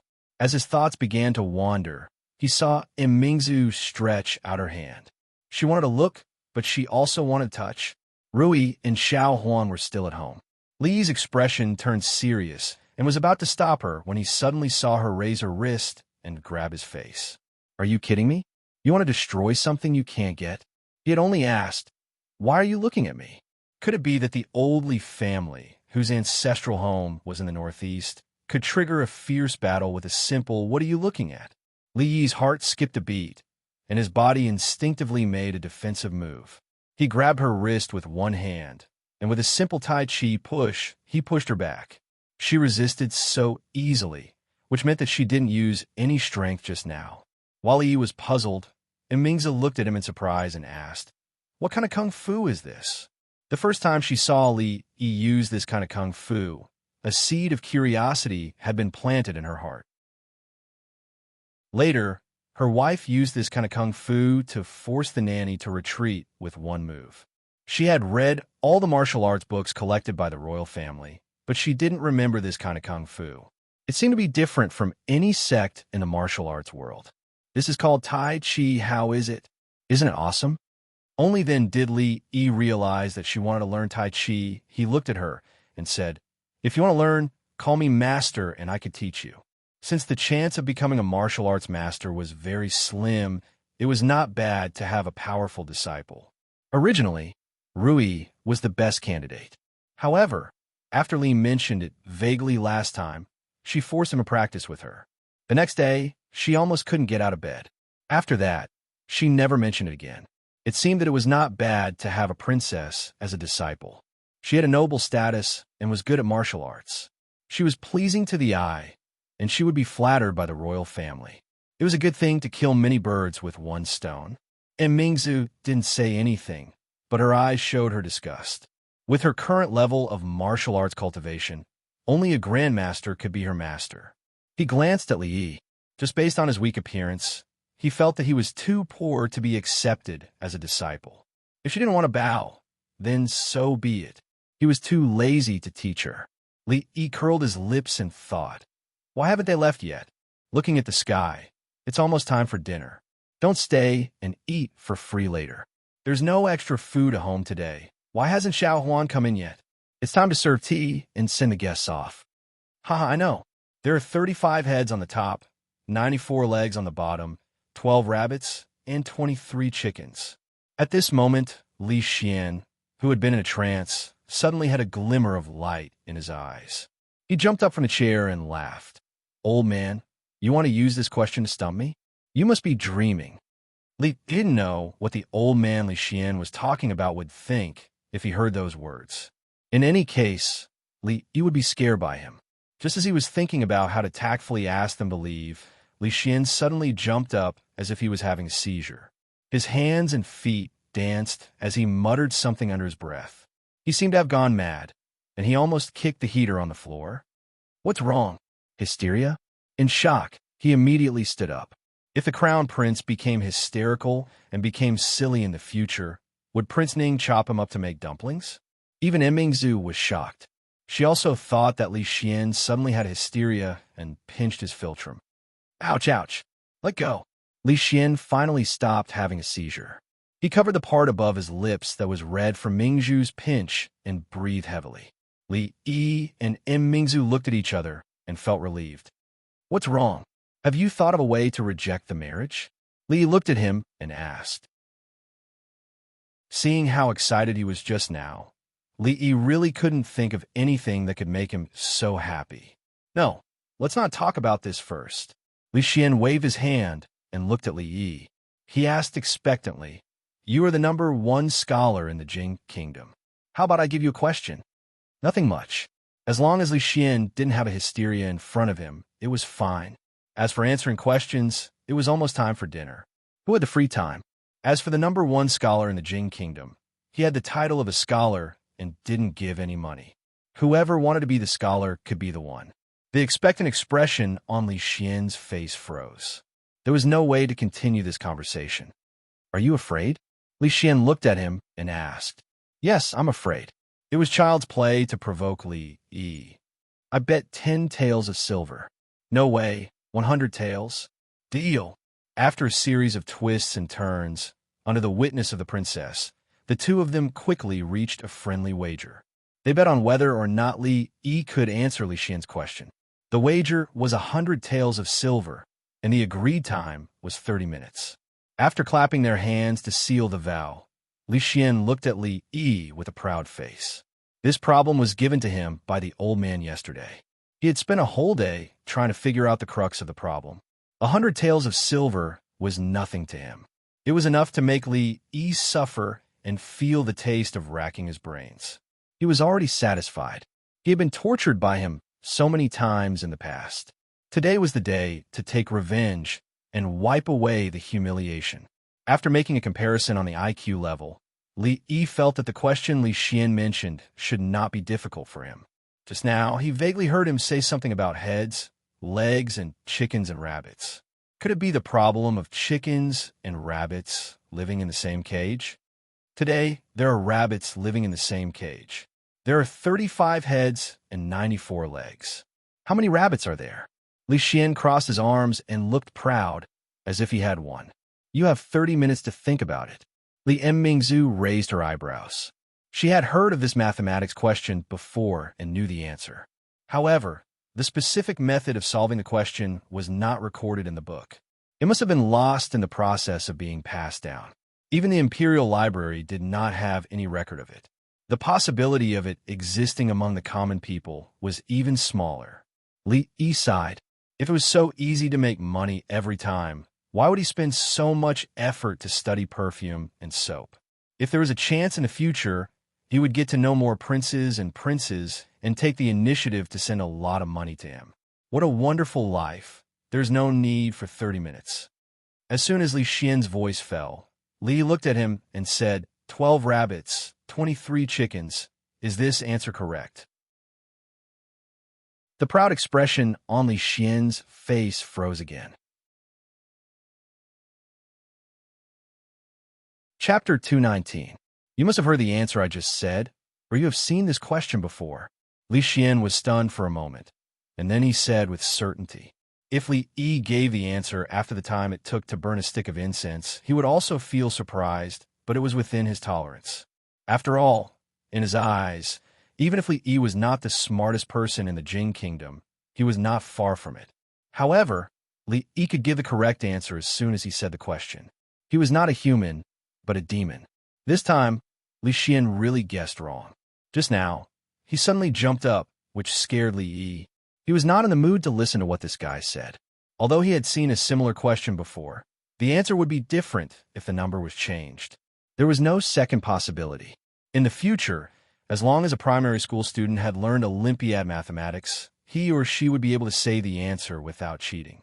Using such a difficult question to test him, wasn't it asking to be humiliated? Hee, if you want to renege on your debt, just say it. Why do you need to find such an excuse? Li Yi said disdainfully, curling his lips and looking at him. Li Xian's handsome face turned red. As a dignified prince, it was not good to say that he reneged on his debt. However, He was more eager to know how Li Yi got the answer. As long as you tell me how you solved this question, I will give you another 100 taels in addition to the 100 taels we agreed on.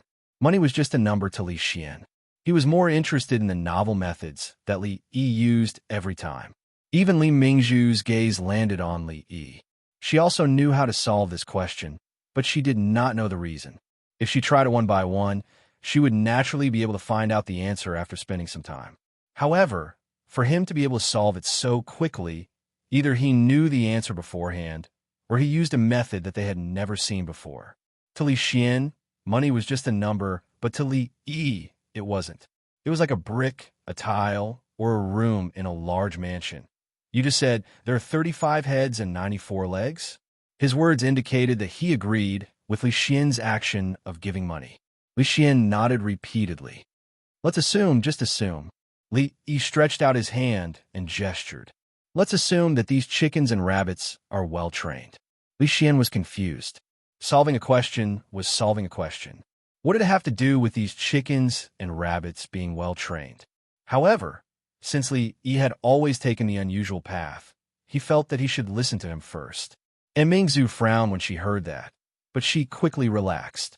Obviously, she had the same idea as Li Xian. If these chickens and rabbits are very obedient, they will raise one leg when I clap my hands. How can there be such a solution? Li Xian could not bear to listen anymore. How could there be such obedient chickens and rabbits? If such a bizarre method could work, then he might as well let those chickens and rabbits speak the human language and tell them the number of their own kind. Li Yi glared at him. Do you still want to know the solution? If you continue to talk nonsense like this, the money will be gone. Although Li Xian was stupid, he was not that stupid. Continue. Mingzhu seemed to understand something. She urged him with a strange look in her eyes. Li Yi looked at Li Xian with a complicated look. Li Xian understood what he meant. He was laughing at himself for being inferior to Mingzhu. However, Mingzhu had been intelligent since she was young. When she was young and was taught by a teacher in the palace, Li Xian discovered this. Although this was an indisputable fact, why did he feel so upset in his heart? When you clap your hands once, a total of 35 legs are raised. When you clap your hands twice, a total of 70 legs are raised. At this moment, all the chickens are sitting in the cages. There are no legs to count. Each rabbit is left with 2 legs. There are 24 legs left in the cages. The number of rabbits is 12, and the chickens is 23. As Li Yi spoke slowly, Mingzhu's eyes shone brightly. Li Xian was stunned. At this moment, perhaps only the words 10,000 horses galloping could describe his true feelings. How could this be possible? The problem that had been bothering him for a whole day could be solved with just 2 claps of his hands? That was not what the old man said yesterday. He said that this was a problem passed down from ancient times. Even if he could not solve it, it did not matter, because the headmaster only knew the answer but did not know the specific solution. He looked back at Li Yi. He was indeed a demon. Li Yi saw Li Xian's expression, but he was not surprised. There were no Arabic numerals or quadratic equations in this world. Mathematics could only be called arithmetic at best. It was still in the stage of ignorance. Only in a few hundred years would there be a great mathematician who was an astronomer or a Taoist priest. After all, the imperial examinations did not test these things. Mathematics was not highly valued. It was not unusual for a doctor of mathematics from the Imperial Academy to be stumped by a problem of chickens and rabbits in the same cage. The method he used just now was called leg-raising method. It was not a joke on the internet in the future. In the ancient classic of arithmetic, Sun Tzu's Arithmetical Classic, this was indeed how to solve this problem. From the reactions of Li Xian and Mingzhu, it could be inferred that Sun Tzu's Arithmetical Classic either did not exist in this world, or it had been too long, and this method of solving problems had been lost. There is actually such a method of solving problems. It is really incredible. Li Xian could not help but exclaim. He was actually not that interested in mathematics. He only wanted to solve this problem and impress the headmaster who taught him. After thinking for a whole day, he finally managed to figure out the correct answer in his mind. Using Li Yi's unconventional method, it only took him 2 breaths of time. Unbelievable, isn't it? That's fine. We could try another method. Li was quite generous. At the very least, he wanted to make Li Xian feel that the loss of 200 silver taels was worth it. There is actually another method, Li Xian exclaimed and moved his head closer. First, you need to remember a new method of counting. Immerse and Li Xian watched as Li Yi used a brush to write and draw on the Xian paper. Those strange and simple patterns were something they had never seen before. When put together, it turned out to be a new method of counting. Both of them had received aristocratic education and had a deep foundation. Although this method looked novel, it was not difficult to understand. After a simple explanation from Li Yi, they spent a little time digesting this set of rules. In their hearts, they were amazed. This method was undoubtedly much better than the current method of counting in the Jin Kingdom. It was much more convenient and simple. This is called the equal sign, this is the plus sign, this is the minus sign, and this is the cross. You can understand it as the number that we don't know yet. Li did not think too much at first. When he started to explain, he realized that it was not much easier to teach them this knowledge than to teach two children who had just entered elementary school. However, since he had already said it, he naturally could not give up halfway. He could only be patient and push forward bit by bit. After an hour, just like this, solve the two unknown numbers, and you'll get the number of the chicken and the number of the rabbit. He let out a long sigh of relief. He had finally taught them from the beginning to the end, and he felt a little exhausted. It was so easy to teach naughty children. He could just make up a story to fool them. If Li Xian asked this kind of question again in the future, he would not do it unless he paid more. Do you understand? He looked at the two of them and asked expectantly. Although the process was a little complicated, if they understood it, it would be a little comforting. No, Li Xian said without the slightest bit of hesitation. Li Mingzu was also puzzled. 2 pieces of rotten wood. Li Yi sighed in his heart. Xiao Huan, send the guests out. Looking at the little servant girl who had walked to the door, Li Yi said decisively, Young master, it's time to eat. The little servant girl stood at the door and said weakly, No rush, no rush. Eat first. After eating, you can explain it to me a few more times and I should understand. Li Xian patted his shoulder and stood up. He looked at the little servant girl with a smile and asked, Miss Xiao Huan, where do you want to eat?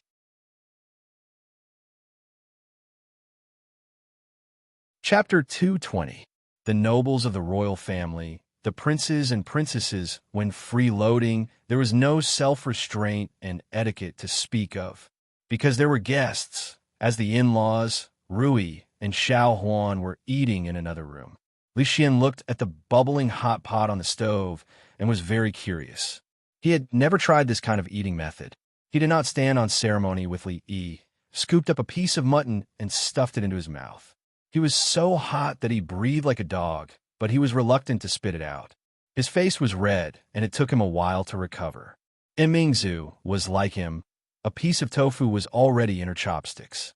Seeing Li Xian's appearance, she let it cool for a while before eating slowly.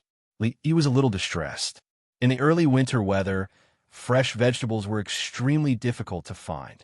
Even if there was, the price was relatively high. And because it was stored in the cellar, the taste and nutrition could not be compared to fresh vegetables. Therefore, the weekly hot pot was mainly mushrooms, accompanied by tofu, carrots, meat, and very few cabbage and vegetables. Unfortunately, this time, Li Xian and the others happened to come. After swallowing it with great difficulty the first time, his stomach burned. Li Xian learned his lesson the second time. He first placed the food he scooped up into a bowl and waited for it to cool. Then, he looked at Li Yi with satisfaction and said, This is the first time I've tried eating this way. Tomorrow, I'll have the chef from the Wang estate come over and learn. I'm sick of eating that stuff all day. This method of scooping food directly from the pot was very suitable for this cold weather. After eating delicacies for so many years, one would be tired of it. It was good to change the taste occasionally. Li Xian, who had freeloaded at Rui restaurant many times, felt that the food cooked by Li Yi was more to his taste than the food in the Wang mansion. He really did not know whether the imperial chefs that Uncle Huang rewarded to the Wang mansion were real. If Li Yi went to the Wang mansion to be a chef, Eating every day would be something to be happy about. Li didn't know that the guy in front of him was already thinking about poaching him. He was busy scooping out some of his favorite dishes. If he was a little slower, he wouldn't be able to eat anymore. Halfway through the meal, Mingzu caught a glimpse of a wine jar on the bedside cabinet. Her eyes lit up and she stood up. Before Li Yi could remind her, she had already opened the jar and gulped down a mouthful of wine. Li Yi helplessly rubbed the space between his eyebrows. That was the alcohol he used to disinfect his wounds, and its concentration was more than 70%. Mingzu Li put down the wine jar, and her face flushed red. "I'm tired. I'm going to sleep for a while." After that, she lay down on Li Yi's bed and no longer made a sound. When did Mingzhu's alcohol tolerance become so bad? Li Xian murmured doubtfully. Then he waved his hand and said, "Don't worry about her. Since we're free, let's talk about that binary quadratic equation system." Li Yi felt that he had almost forgotten everything that he had just said. He didn't even understand binary quadratic equation. He probably wouldn't have the ability to solve binary quadratic equation in this lifetime. After 2 hours, Li Xian finally left with satisfaction. Although there were some things that he hadn't figured out yet, it was only a matter of time. Today's trip had been rewarding. Both his body and mind had been greatly satisfied. Mingzu Li also left. She was carried away by the old woman that he saw last time. When the old woman carried her up from the bed, she even looked at Li Yi suspiciously, as if he had done something improper to the princess. This made Li Yi rather depressed. He could do it to anyone, but not to her. If he accidentally hurt his hand, it would be too late to cry. After the two finished eating, they wiped their mouths clean and left, leaving behind a mess. Xiao Huan had to clean it up. The young prince kept his promise and moved quickly. In less than 2 hours, a guard had delivered 200 taels of silver to him. He asked Xiao Huan to send the silver directly to Rui. The key to the small treasury was kept by Rui. Li Yi usually only cared about earning and not spending. When he needed money, he only needed to let her know. No matter how much Li Yi needed, she never asked where the silver went. After eating, it was not appropriate to lie down immediately. He went to the courtyard to digest the food and guide Rui. With Li Xian's intelligence, it was impossible for him to figure out Arabic numerals and quadratic equations in such a short time. He should not bother him for the next 2 days. At this time, in King Ming's mansion, Li Xian, who had just returned to the mansion, looked at an old man in front of him with concern. He asked, "Is Teacher Wu feeling better?" Opposite Li Xian, the old man with white hair and beard stroked his beard and said, "Thank you for your concern, Crown Prince. I am fine." Then, the old man sighed and said with great sorrow, "I never thought that the big and small stones would fall at the same time. I have been wrong all my life. Teacher, do not worry. Humans are not saints. We cannot know all the truths of the world." Li Xian comforted him. "Moreover, the world is so big. There are many things that we have not thought of, such as, haha, Crown Prince's words are reasonable. Even saints cannot avoid mistakes, not to mention us mortals." He did not expect the Crown Prince to say such things. The old man was very pleased. It seemed that the Crown Prince had improved a lot under his guidance. He would be able to answer to the prince in the future. He asked with a smile, "Like what?" Li Xian smiled slightly. "For example, Teacher thought I was going to give an example." Looking at Teacher Wu's dull expression, Li Xian felt very happy. The trick he learned from Li Yi was really practical. The old man could not stand Li Xian's sudden change. After a short moment of shock, Teacher Wu's old face showed some embarrassment. He said, "Since the Crown Prince is back, let's start today's lesson early." The old man had obviously recovered from the shock of the morning and was dutifully finishing the lesson that he had missed. Li Xian was not interested in the old man's lesson about calendars and astronomy. It was not only because it was boring, but also because there was an important reason. What Teacher Wu said was very different from what he had learned from Li Yi. He looked at the old man and said, "I still have one thing that I do not understand. I hope Teacher can explain it. Crown Prince, please speak." Teacher Wu was even more pleased. It was a good thing that there was a question. It meant that the Crown Prince had listened to what he had taught. Teacher once said that the sky is like a hat and the earth is like a chessboard. Does this mean that the sky is round and the earth is square? The old man nodded and said, the sky is like a dome and the earth is like a chessboard. It means that we should complement each other. This is also the core of the yin-yang theory of Taoism. The old man had a deep understanding of Taoism all his life. The saying that the sky is round and the earth is square was the embodiment of the yin-yang theory. Naturally, he would not doubt it. I wonder if teacher has ever seen a sail on the sea? Li suddenly asked. The old man did not know why the crown prince would ask such a question, but he still nodded and said, when I was young, I traveled the 4 seas. Of course, I have seen it. Then I wonder if teacher still remembers what part of the sail you first see when it comes from the sea. Li Xian asked again with a smile. The mast, of course, the old man said without hesitation. At this moment, he was even more curious. What was the crown prince trying to ask?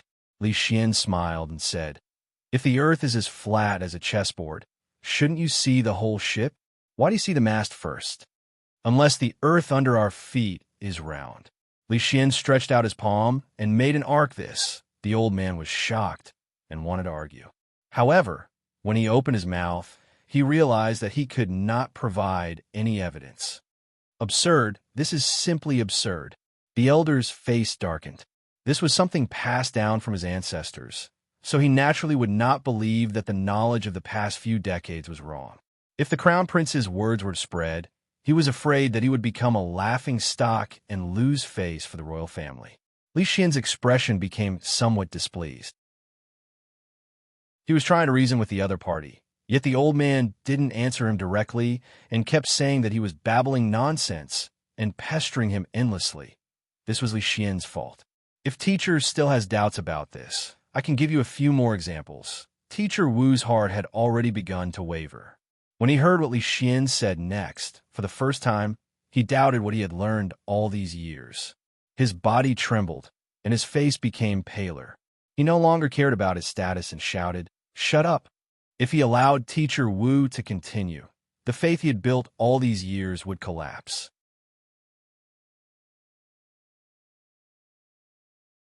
Chapter 221. Teacher, there's still something I don't understand. Seeing Teacher Wu leave in a panic with a pale face, Li Xian hurriedly chased after him. Teacher, don't go. We haven't finished today's homework. Hearing the footsteps behind him, the old man's heart skipped a beat. His old arms and legs, which were usually not very agile, suddenly exploded with infinite potential. In the blink of an eye, Li Xian could no longer see Teacher Wu's figure. He was right. Humans have infinite potential. His Royal Highness stood where he was. He thought of Teacher Wu's wind-like figure and murmured, "Tomorrow, it should be Teacher Chen's turn, right?" That day, the servants in the prince's mansion saw a scene that shocked them to the core. Teacher Wu, who was over 60 years old, was running quickly in the prince's mansion. He went straight to the prince's study. A few young and strong servants could not catch up with him. After a while, Teacher Wu was stopped by an old servant at the door of Prince Ning's study. "Teacher, why are you in such a hurry?" The old servant asked with a puzzled expression. I want to see the prince," Teacher Wu said while panting. After running for so long, he was a little out of breath. The old servant saw Teacher Wu's anxious and hurried expression. He was afraid that something important had happened, so he said, "Teacher Wu, please wait here for a moment. I will go and inform the prince." Teacher Wu nodded when he heard this. He could use this time to catch his breath. Not long after, the old servant walked out of the study and said, "Teacher Wu, the prince wants to see you." Although Teacher Wu was much older than Prince Ning, there was an order of seniority. He straightened his clothes and walked in unhurriedly. At the desk on the right side of the study, Prince Ning put down the book in his hand and stood up. He asked with a smile, "Teacher Wu, why are you looking for I?"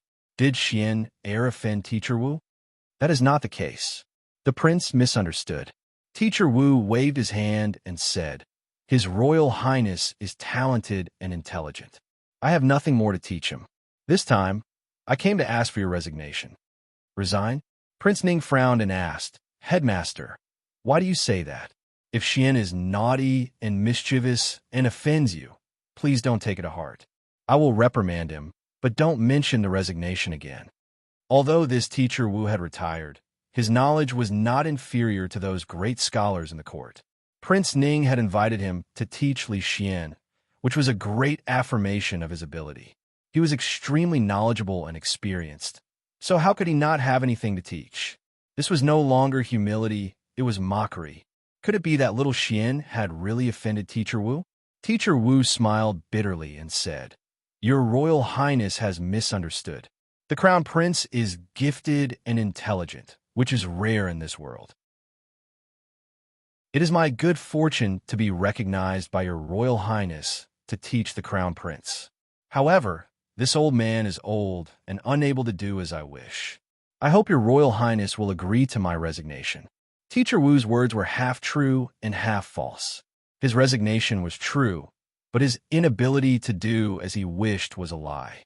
The real reason he left was to preserve his reputation in his old age. If he heard the Crown Prince's shocking words again, he would not close his eyes when he passed away. His Highness the Crown Prince's words had a huge impact on him. If it was just nonsense, it would be fine. He was confident that he could persuade the Crown Prince to walk the right path. But the scary thing was that after thinking about it carefully, he actually faintly felt that the Crown Prince's words made sense. This was really embarrassing. He had spent his entire life to build up his understanding of this world, but because of a few words from the Crown Prince, he was on the verge of collapse. He did not dare to teach the Crown Prince anymore. Otherwise, he was afraid that he would die with everlasting regret. Prince Ning stared at Teacher Wu with a pair of tiger eyes. There was no dissatisfaction or mockery on his face. Could it be that what he said just now was all from the bottom of his heart? Teacher Wu was determined and had made up his mind to leave. No matter how Prince Ning tried to persuade him to stay, it was useless. In the end, Prince Ning agreed. At that moment, his heart was full of doubts. After Teacher Wu left, he called out to the door, "Go and find little Xian. I will go now." The old servant outside the door responded and left in a hurry. Not long after, Li Xian knocked on the door of the study and walked in. He asked, "Father, why are you looking for me?" Prince Ning looked at him coldly. "What did you do to Teacher Wu?" "He just came to ask for my resignation. He has already left the king's mansion." "Ah, Teacher Wu resigned?" Li Xian's face was full of shock and joy. "This is really too..." He looked up and saw his father looking at him. His tone changed. "This is really a pity. Teacher Wu is very knowledgeable, and little Xian admires him. I didn't expect him to care so much about right and wrong that he resigned in shame. If I had known, I would not have pointed out his mistakes in front of him." Prince Ning's eyebrows twitched. They had been together for almost 20 years. How could he not know what Li Xian was capable of? Pointing out Teacher Wu's mistakes and making him resign in shame? Even in a few decades, Li Xian might not have the ability to do so. He did not want to pursue the matter. He waved his hand and said, "Go, go. Teacher Wu has left. You must humbly seek guidance from Teacher Chun and Teacher Zhao. Do not cause trouble like this again." "I understand." Li Xian agreed readily and left the study. He looked at the old servant and asked, "Teacher Wu really left?" The old servant nodded. Teacher Wu and the king were talking in the room just now. They did not purposely lower their voices, so he heard everything from the door. "Go to the accountant's office and withdraw 100 taels of silver. Send it to Teacher Wu," Li Xian casually ordered and walked forward. Although he was kind enough to help Teacher Wu better understand the world, he did not consider the old man's age. It would not be easy for him to accept it. He should use a gentler method. Otherwise, Teacher Wu would not have resigned and left the king's mansion. He was knowledgeable and knew everything. It would be a pity if he left just like that. Watching Li Xian's leisurely departing figure, the old servant sighed. Although the king's mansion was not short of silver, it could not withstand His Royal Highness's extravagance every time. Did His Royal Highness solve the question from 2 days ago? The old man with a square face and white hair asked Li Xian with his hands behind his back. "Yes, I did," Li Xian said with a nod. "How did His Royal Highness solve it?" the old man asked again. He was just asking casually. This question could be solved with some time. However, There was no other way to solve it. He did not have high hopes for His Royal Highness. Leg-raising method, 2 element 2, 2 element 1. Quadratic equation method, Li Xian said with a smile.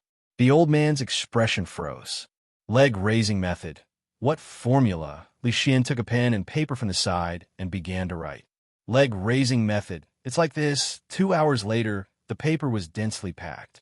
He turned to look at the old man and asked, Teacher Chun, are these 2 methods correct? Teacher Chun nodded mechanically. Until now, he was still confused about the Arabic numerals, counting methods, equations, and unknown numbers that Li Xian had just introduced. He could not tell right from wrong. However, although he had never seen these things before, the answers were correct. Presumably, the process would not be wrong.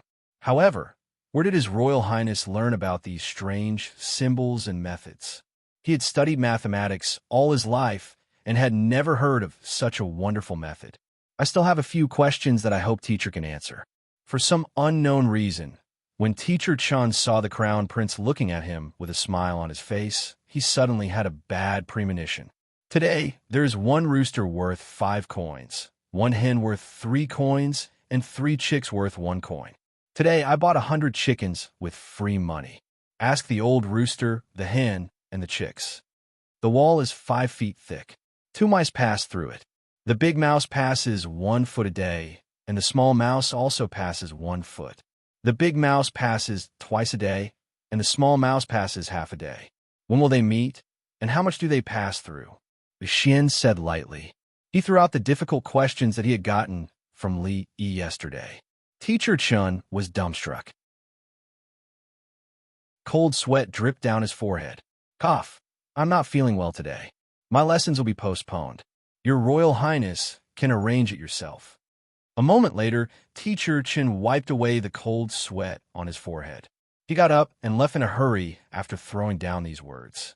The depression that had accumulated over the past few days was swept away. Li Xian's face was glowing. He walked like a dragon or a tiger, high-spirited and vigorous. Along the way, the servant girls of the prince's residence avoided him. What was wrong with His Royal Highness today? Why was he smiling so indescribably? Chapter 222. What? Teacher Chun is also going to resign? In the study, Prince Ning frowned slightly. He looked at the white-haired old man in front of him and repeated what he had just said. The old man sat on the chair and cupped his hands together as he said, His Royal Highness is being taught by an expert. I can no longer teach him anything in the way of mathematics. After talking with His Royal Highness in the morning, he had pretended that he was not feeling well and said that he would postpone his lessons. In fact, when he returned home, he had not slept at all. He had meticulously organized the contents of what His Royal Highness had said. The Arabic numerals and the symbols for addition and subtraction were easy to write and could be used to calculate. It was much more convenient than the current methods. If it could be implemented, the field of mathematics would definitely be greatly developed. As for the equations, the level of design was even more mysterious. Teacher Chun had studied mathematics for decades, so he could naturally see that it was extraordinary. What he had learned from His Royal Highness was probably just the tip of the iceberg. As for the last question that His Royal Highness had consulted him, he had thought hard all night, but could not solve it. Or perhaps he had tried to find an answer, but there was no convincing method. Of course, he did not think that His Royal Highness had suddenly been enlightened and happened to show such amazing talent in mathematics that even an old man like him, who had studied this field for decades, would feel ashamed. The only explanation was that His Royal Highness was being taught by an expert. As for how powerful this expert was, it was at least to the extent that he had to look up to him. He thought about how Mr. Wu had left in a hurry 2 days ago without even informing them. After 2 days of curiosity, Mr. Chun figured out the reason for Mr. Wu's resignation. He was afraid that Teacher Wu had encountered the same situation as him. With such an expert behind His Royal Highness, it was naturally better for him to resign early. Expert. When Prince Ning heard this, his face showed some surprise. These days, His Royal Highness had been in the prince's residence, receiving guidance from the 3 teachers. Aside from them, Who else could it be? Could it be Teacher Zhao? Just as this thought appeared in his mind, a servant came to report that Teacher Zhao had asked to see him. Prince Ning was stunned for a moment, as if he had thought of something. He had not seen Teacher Zhao, but he had more or less understood what Teacher Zhao wanted to say. This old man has specially come to ask for your highness' resignation. Teacher Zhao did not take a seat. After exchanging glances with Teacher Chun, Teacher Zhao went straight to the point. Both Teacher Wu and Teacher Chun had resigned for some unknown reason, leaving Teacher Zhao alone. Naturally, he felt uneasy. After the two of them left, he would be next. Rather than being forced to do so, it would be better for him to leave early. At least, he could save some face. The two headmasters were determined to leave. Prince Ning tried to persuade them to stay, but to no avail, so he gave up on the idea. He sent someone to prepare a generous gift for the two and did not say anything more. Inviting these teachers to teach the crown prince was just to sharpen his temper and get rid of his previous lazy and casual habits. It would be best if he could become mature and diligent. However, it seemed that he had overestimated the abilities of these teachers. The application of mathematics is very broad. Astronomy, geography, architecture, taxation, and even food and fodder during battles are all inseparable from mathematics. If the Crown Prince's new method of counting can be implemented, it'll be a blessing for the Jing kingdom. Before Teacher Chen left, he said a few words to Prince Ning with a serious expression. He was very respectful of the Crown Prince's new method of counting. His words were sincere and sincere. If it was not for the difference in status and age, he might have turned to the Crown Prince to learn more advanced mathematics. Although the imperial examination did not test one's ability in mathematics, the Directorate of Studies still maintained a course in mathematics. Every few years, the Directorate of Studies would recruit talented people in this field. Teacher Chun had studied mathematics all his life, so he naturally knew the use of mathematics. It covered a wide range that others could not even imagine. It was a pity that very few people could recognize this. Mathematics had never been valued by the imperial court, so it was naturally even more difficult to promote it. Right now, there was no doubt that it was a rare opportunity to develop mathematics. After the two of them left, a charming woman walked out from behind the screen in the study. She asked in confusion, "What's wrong with the two teachers? Is there any expert behind little Xian?" Just now, when she was behind the screen, she was also confused by what she heard. Yesterday, Teacher Wu's departure had already surprised her. He said that there was nothing he could teach little Xian. What Teacher Chun said just now seemed to be what he meant. There is no expert, but there is an extraordinary person, Prince Ning said coldly. What extraordinary person? The confusion on Princess Ning's face deepened. She looked at Prince Ning and said angrily, "If you have something to say, just say it. Why are you keeping me in suspense?" Prince Ning turned to look at her and asked, "Madam, do you remember Li Yi?" "Of course I remember," Princess Ning said as she rolled her eyes. She had a very deep impression of the young man who cured her of her depression, invented Rui Du and perfume, and saved the emperor at the prince's mansion. Could it be him? Then, a look of surprise appeared on her face. She said, "Does your highness mean that the expert who made the two teachers feel ashamed of their inferiority is that Li Yi? Who else could it be other than him?" Prince Ning snorted again. There was a hint of dissatisfaction in his tone. "Forget it. Since little Xian doesn't like it, let him be." Princess Ning waved her hand and said, "Because of that marriage, little Xian has been depressed for a long time. Let him decide these things himself. Marriage is an important matter. It is the order of the parents. Moreover, marrying into the Wang family is my brother." Prince Ning stopped there and said, "I can only let little Xian suffer." Princess Ning said with a sigh. "There is nothing to suffer," Prince Ning said. Prince Ning said, "In terms of family background, talent, and appearance, Mingzu of the Wang family is not worthy of him. Next year, he will be at the age of 20. The marriage can't be delayed any longer." A look of pity appeared in Princess Ning's eyes.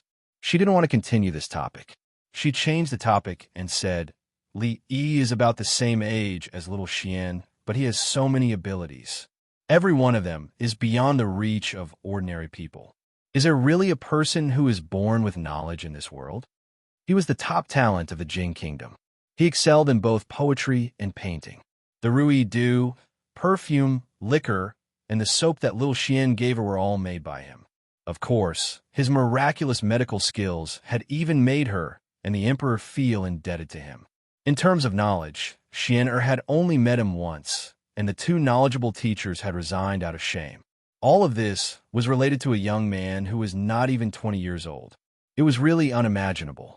I'm afraid only the heavens know whether there is a person who is born with knowledge in this world. King Ning said faintly. However, his identity is much more interesting than I imagined. Hearing this, Princess Ning became curious. Hasn't your highness already investigated his identity? Could it be that there are other secrets? Prince Ning nodded. Ever since he got involved with his brother, he had to be more careful. Naturally, he couldn't treat him like before. He sent people to conduct a more detailed investigation. This time, he unexpectedly discovered something interesting. However, the conversation between the two of them in the study was not heard by outsiders.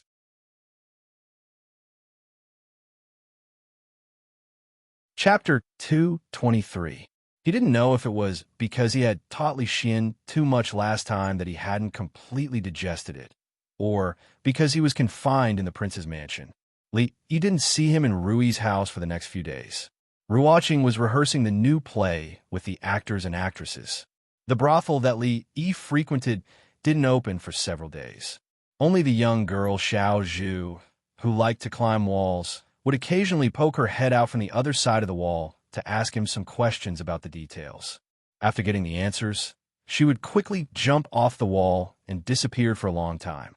Fortunately, he wasn't idle these days. When he had nothing to do, he would write out the stories and scripts that would be used in the future and give them to them. He didn't have to worry about anything else after that. In the era without photocopiers and printers, the only way to do it was to copy it by hand. Moreover, he could only copy it by himself. It wasn't even possible to find someone to write it for him. Writing with a brush was much more tiring than writing with a pencil or a ballpoint pen. Long masterpieces like Journey to the West and Legend of the White Snake weren't within Li Yi's consideration for the time being. Strange Stories from a Chinese studio was more suitable. The story wasn't long, but the content was very attractive. There were many classic stories in it, which was more than enough to support a brothel. He would write a few stories every day. If he was tired from copying, he would walk in the yard and do some less intense movements. Rui would occasionally come over to give him some pointers. Of course, he had never neglected his true qi physiotherapy every day.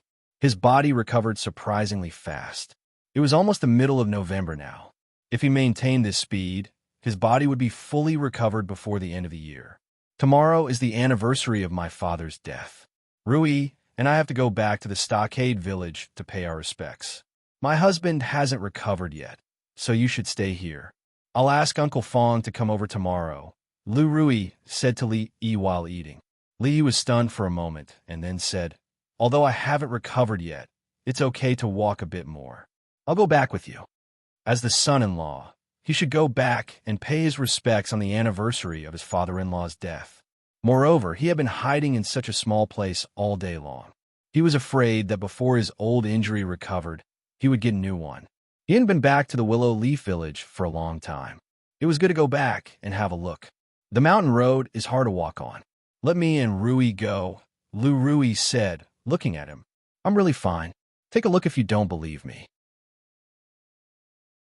While Rui was still doubtful about his physical condition, Li Yi had already stood up, patted his chest, twisted his waist, and quickly walked around the house, indicating that the mountain path was nothing to him.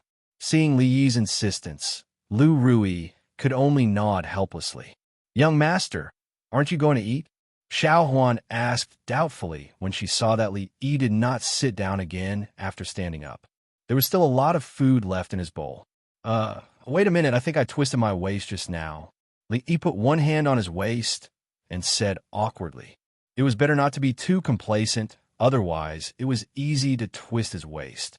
This time, Rui massaged him for a long time with her unique method, and the bursts of pain gradually disappeared. He had a beautiful dream. The next morning, he closed the shop and rented a carriage as usual. He got off at the foot of the Green Willow Mountain and went straight to the Willow Leaf Village along the mountain road. The process of paying respects to his father-in-law was very simple. They didn't invite a Taoist priest to open a Taoist temple, nor did they invite a monk to chant sutras. The two sisters cleaned up the weeds around the grave, burned some paper money, and poured a jar of liquor produced by Rui Workshop into the soil in front of the grave. Li also went forward and kowtowed respectfully. Then he went back with Xiao Huan, while his sister Rui had to stay there for a while. When they passed through the village, most of the people from the Liu family would come over and ask about it eagerly. When he was in Rui Workshop, they would occasionally bring some things to have a look, put down the things, ask a few questions, stay for a short while, and then get up and leave. No one would mention the previous grievances now. At least on the surface, it looked like a beautiful scene of harmonious neighbors. "Young master, are you feeling better?" When they walked somewhere in the village, a white-haired old man ran out of the yard. "Haha, it's not a big problem now." Uncle Han had indirectly saved Li Yi's life. When he saw him, the smile on Li Yi's face was much warmer than before. That's good, that's good." Hearing that, the wrinkles on Uncle Han's face bloomed like flowers. The young master and miss had always helped him a lot, and the rice, noodles, meat, and vegetables at home had never been cut off. A few days ago, Miss came home and left a lot of money. He wanted to refuse, but Miss was determined, so he had to accept it. Knowing that the little things he made last time had helped the young master, he had always been indebted to them. Knowing that he could do something for the young master and Miss, he felt very happy. "Boy Han, is my chair fixed?" An old voice suddenly came from behind. Li looked back and saw an old man with a cane and a hunched body walking slowly towards him. "Second uncle." Xiao Huan hurriedly greeted him. In the Willow Leaf Village, there was only one person who could call Uncle Han this way. Except for the old but strong second uncle, no one else had this qualification. "Second uncle." Uncle Han smiled and said, "It's fixed. I'll send it to you today." Second uncle nodded with satisfaction, then looked at Li Yi.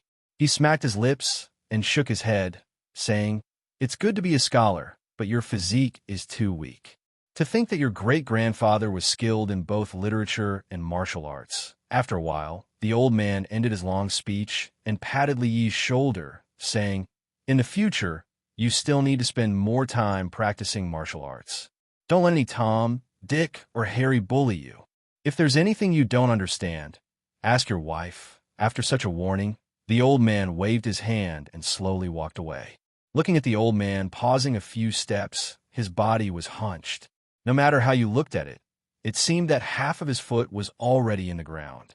It was really hard to imagine how he picked up a solid rocking chair with one hand last time. On the way back, Li Yi curiously asked the little servant girl, "Did second uncle know martial arts when he was young?" "I don't know." The little servant girl shook her head adorably. When Xiao Huan and Miss were young, second uncle was like this. The childhood that Xiao Huan mentioned was about 10 years ago. Li Yi couldn't help but be amazed in his heart. Second uncle's vitality was really tenacious. The woman with a bucket waist stood at the door of her house, watching Li Yi and Xiao Huan walk into the courtyard. Her expression was extremely complicated. Wu Ying was dead. He kidnapped the son-in-law of Rui's family and wanted to snatch the formula of Rui's due. But in the end, he died in an internal fight with the other villains. She had clearly seen Wu Ying's evil intentions before, but she didn't warn him in time. She didn't expect that he actually did that kind of thing. Wu Ying's parents died when he was young. Ever since he was young, she had taken care of this nephew a lot. When she learned of his death, her feelings were indescribably complicated. This kind of complicated feeling was even clearer when she saw Li. Although he deserved it, but after all, he was still her nephew. After a long time, second Aunt Wu sighed and turned to walk back into the house. At the same time, in the Anxi County Yamen, Mingzhu frowned as she read an official document from the Ministry of Justice.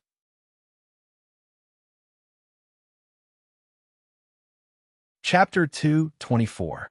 Bone Paring Knife, Zhu Tu Fu, Death Rush Chui Yin, evil man Zhengji.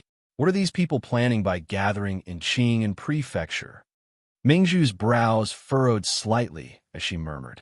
The names she mentioned were all infamous in Jianghu. They despised the government, disregarded the law, and regarded human life as nothing more than grass.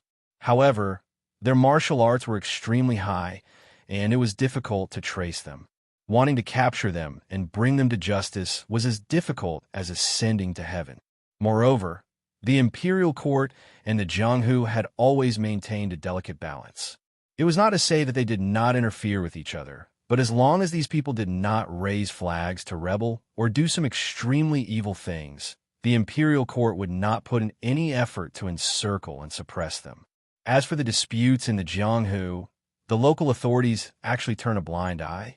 However, in recent days, countless people from the Jianghu and underworld had gathered in Qing Prefecture. Before they had even entered the city, they had all disappeared. She would never believe that they did not have any ulterior motives.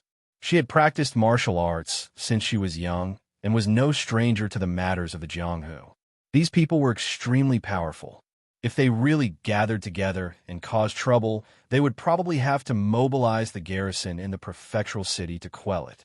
In the next few days, have your subordinates keep a close eye on their areas of jurisdiction. If there is anything out of the ordinary, report to me immediately, she said lightly as she put down the document in her hand. Yes, boss. I will go and remind them now. Liu Yi, who had been promoted to the head captain of the 3rd Squad of Bailiffs, had a solemn expression. He saluted her and immediately retreated. Only Mingzhu and a scribe were left in the hall. Those people would not have gathered here for no reason. They had to figure out their intentions. In fact, the imperial court had always been worried about people like them, especially when it came to such a large-scale event, so they paid even more attention to it. Mingzhu had a thoughtful expression. After a moment, she spoke again. Investigate the purpose of those people and report to me as soon as possible. Your Highness, do not worry. I will do it immediately. When a young scribe heard this, he stood up, bowed, and quickly disappeared. 10 miles away from the prefectural city, at a roadside tea house beside the official road. I have roamed the pugilistic world for so long, but I have never tasted such disgusting tea. Beside a table by the roadside, a bald man with grease stains on his face spat out the tea in his mouth. Waiter, get your ass over here. After hearing the man's thunderous voice, the shop assistant with a white towel on his shoulder hurriedly ran over and asked with a face full of smiles, What can I do for you, sir? The bald man smashed the teapot on the table and said angrily, Change a pot of good tea for me. If you still use that kind of trash to fool me, I will smash your broken tea house. Sir, this is already our most.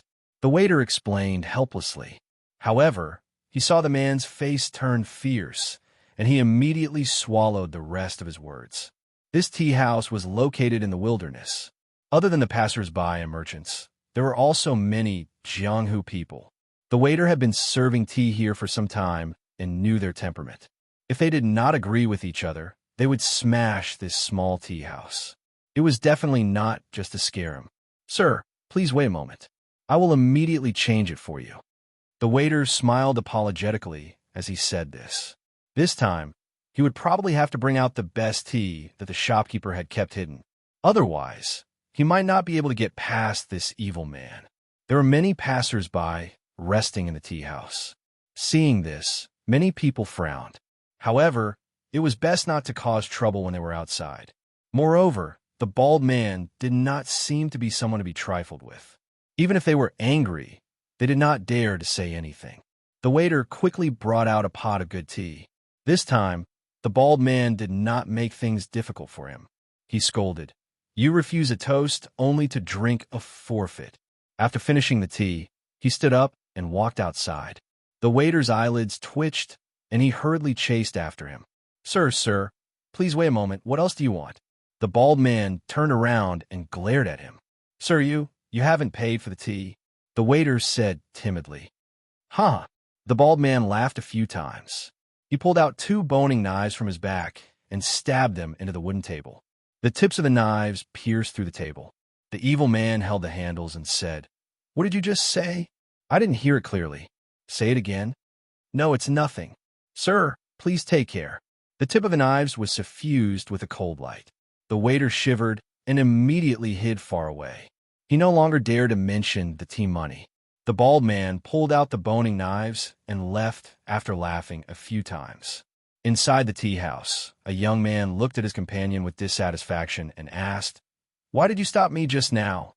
The man beside him smiled bitterly and said, "Junior brother, being outside is not like being in the sect. You have to be careful. Did you see the 2 boning knives just now?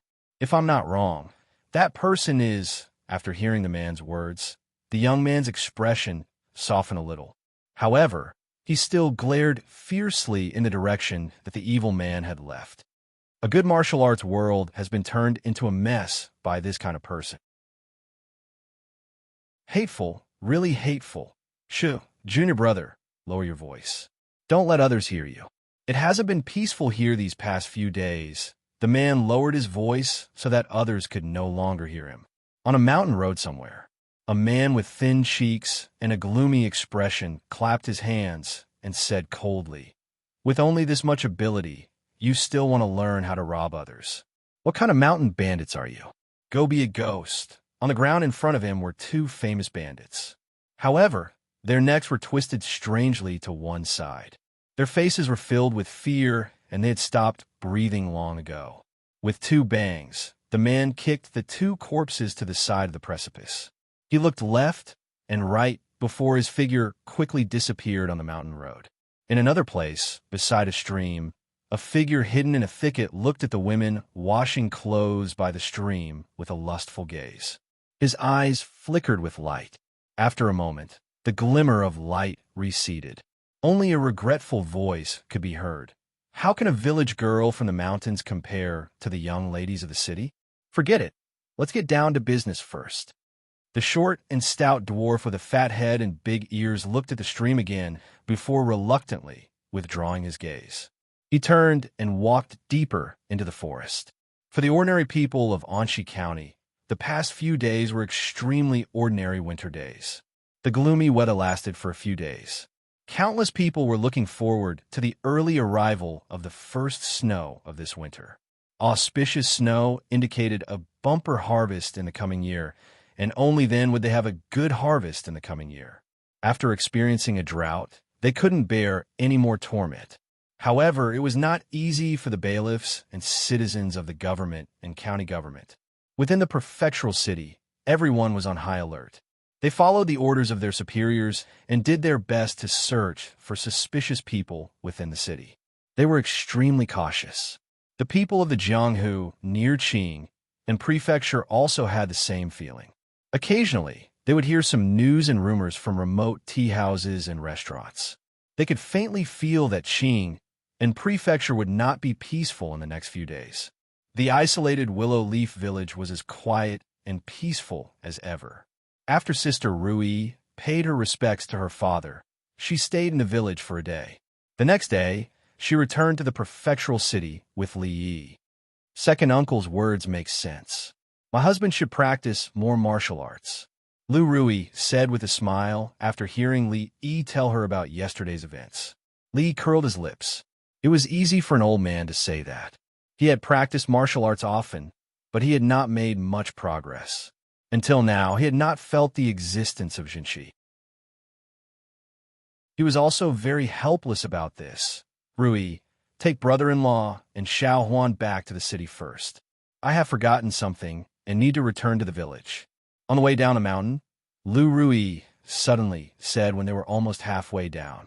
Lu Rui turned her head, looked at her, and nodded.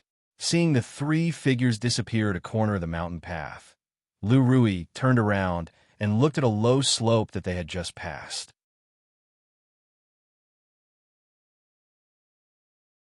Chapter 225. There were low slopes on both sides of the mountain path. Trees were overgrown, and weeds were growing wildly. When Lu Rui looked over, she saw a mountain rabbit running out of the grass that was half the height of a person. It entered the wild grass on the other side and disappeared in a flash. Thinking back to the scene he had just seen, a figure hiding in the deep grass sighed his heart. The Lu sisters are actually such peerless beauties. If they were killed by those rough people, wouldn't it be a pity? Even the little servant girls beside them are quite good-looking. Looking at their eyebrows, they're also virgins. They are much better than those ordinary women. The figure secretly sighed in his heart. He had been picking flowers for many years, but he had never seen such a beautiful woman. He couldn't help but start to doubt his life. Why did he meet all those ordinary women? The sound of footsteps gradually faded away. He made up his mind. He couldn't let these beauties be defiled by those people. At the very least, he had to let them first. Just as this thought emerged in his mind, he was suddenly shocked. He slowly raised his head, and when he looked at the mountain path again, he couldn't see a single figure. That trace of shock gradually turned into doubt. Strange. He clearly had a strange feeling just now, as if he had encountered a crisis. It was a moment of life and death, and it made his hair stand on end. But in the next moment, that feeling completely disappeared. If I want to be ahead of them, it looks like I have to make my move tonight. He muttered to himself and stood up from the grass. The weeds could only reach a person's waist, but they didn't reach his neck. At this moment, he could clearly see the figure's appearance. He had a fat head and big ears, and he was short. It was an ugly dwarf. "Who are you?" At this moment, a cold voice came from behind him. The dwarf's body froze for a moment, and his expression changed drastically. He fiercely swung his sleeves, and a cloud of pink smoke shot out from his sleeves, spreading in the direction of the voice. At the same time, he skillfully retracted his hands into his sleeves. When he stretched them out again, there were two sharp blades in his hands. He pierced through the smoke and stabbed forward. In the next moment, the smoke rolled back, and the dwarf's body flew backward. He spat out blood in the air and fell heavily on the mountain path. "Eldest Miss, what's wrong?" Not far ahead, Old Fong had just come out of the stockade village and was about to descend the mountain to take a look around the prefectural city. Halfway there, he saw a figure fly out from the low slope and land at his feet. He raised his head and looked at the young miss who was walking towards him with a dazed expression. In the northern district of the prefectural city of Qing, and many lowly commoners lived there, bandits and robbers had always run amok. It was one of the few places in the city where evil was hidden. At this moment, there were many people gathered in a dark house. Most of them were burly and carried weapons with them. Their bodies exuded a faint, murderous aura, which was incomparably terrifying. If an ordinary person accidentally barged in, they would probably be so frightened that they would immediately fall to the ground. "Why isn't that Shorty here yet?" A bald man in the middle glanced at the crowd and asked impatiently. Many of them had strange expressions on their faces when they heard this. Other than the boning knife, Zhu Tu Fu, there were not many people present who dared to use the term shorty to describe that person. Not only that, even words like short, dwarf, and even short were taboo in front of that person. If they accidentally offended him, they probably wouldn't even know how they died. After all, other than being lustful, that person was also famous for his bad temper in the martial arts world. Once, someone had been brutally killed by him because they had mocked his physique. Even they shuddered when they thought of the tragic scene. Forget it. There's no need to wait for him. That dwarf has probably already died on a woman's belly. Beside the bald man, a middle-aged man with a thin face and a gloomy expression said mockingly. He turned his head to look at the other burly man. "Brother Zhou, was my good-for-nothing brother really captured by that girl, surnamed Liu?" The burly man nodded and said in a deep voice, "If Brother Cui doesn't believe me, you can go out and ask around. In the past 2 years, how many of our brothers in the Green Forest have fallen to that woman's hands? Come to think of it, those brothers have no grudge against her, but that woman just won't let them go. She would rather become the minions of the government. My brother, who also fell to her hands. I'm afraid that his head will soon roll to the ground. I say, Brother Zhou, are you a man or not? A woman can actually make you so afraid, and you even need these brothers to come and help." The bald man looked at the burly man with disdain and said, "It's just a woman. Your father, will let her win with only one hand." "Oh, since you, Zhu Tufu, look down on women so much, why don't you spar with me? A feminine voice came from the crowd, and everyone made way for her. A skinny woman with a scar on her face walked out from the crowd.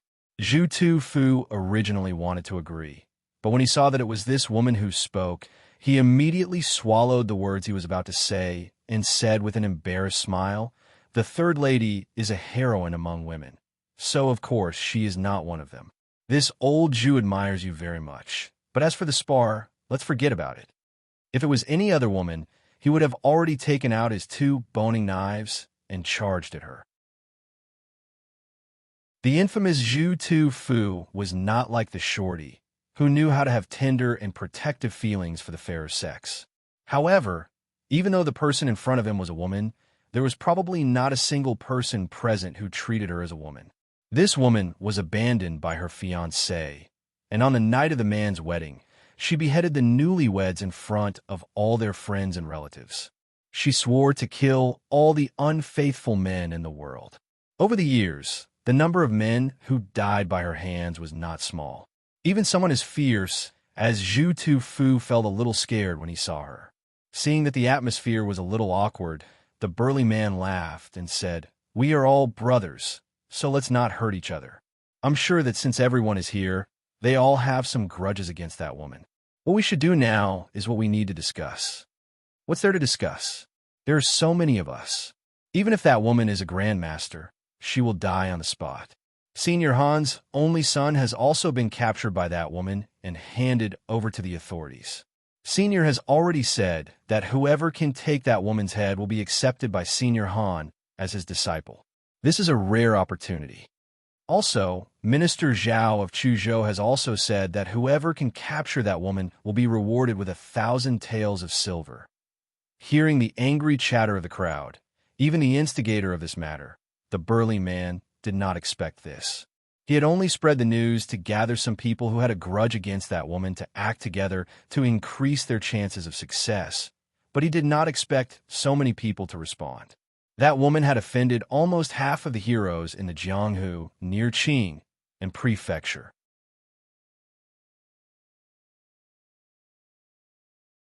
Chapter 226.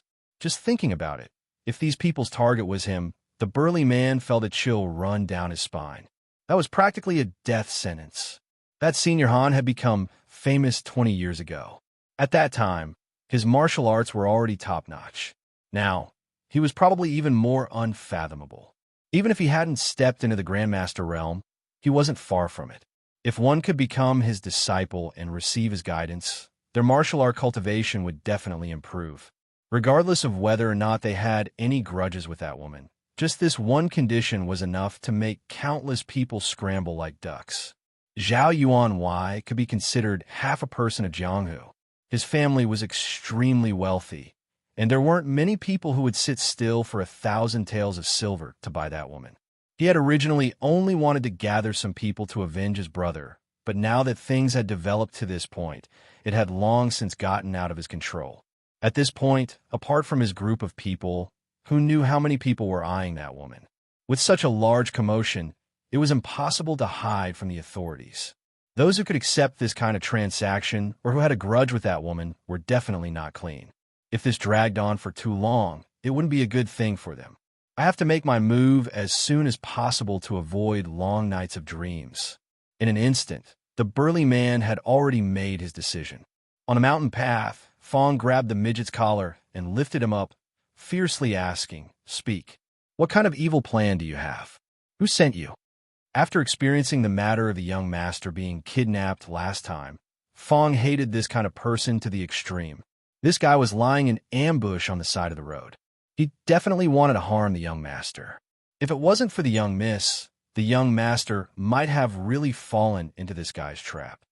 "Humph, since I've fallen into your hands, if you want to kill me or torture me, do as you please."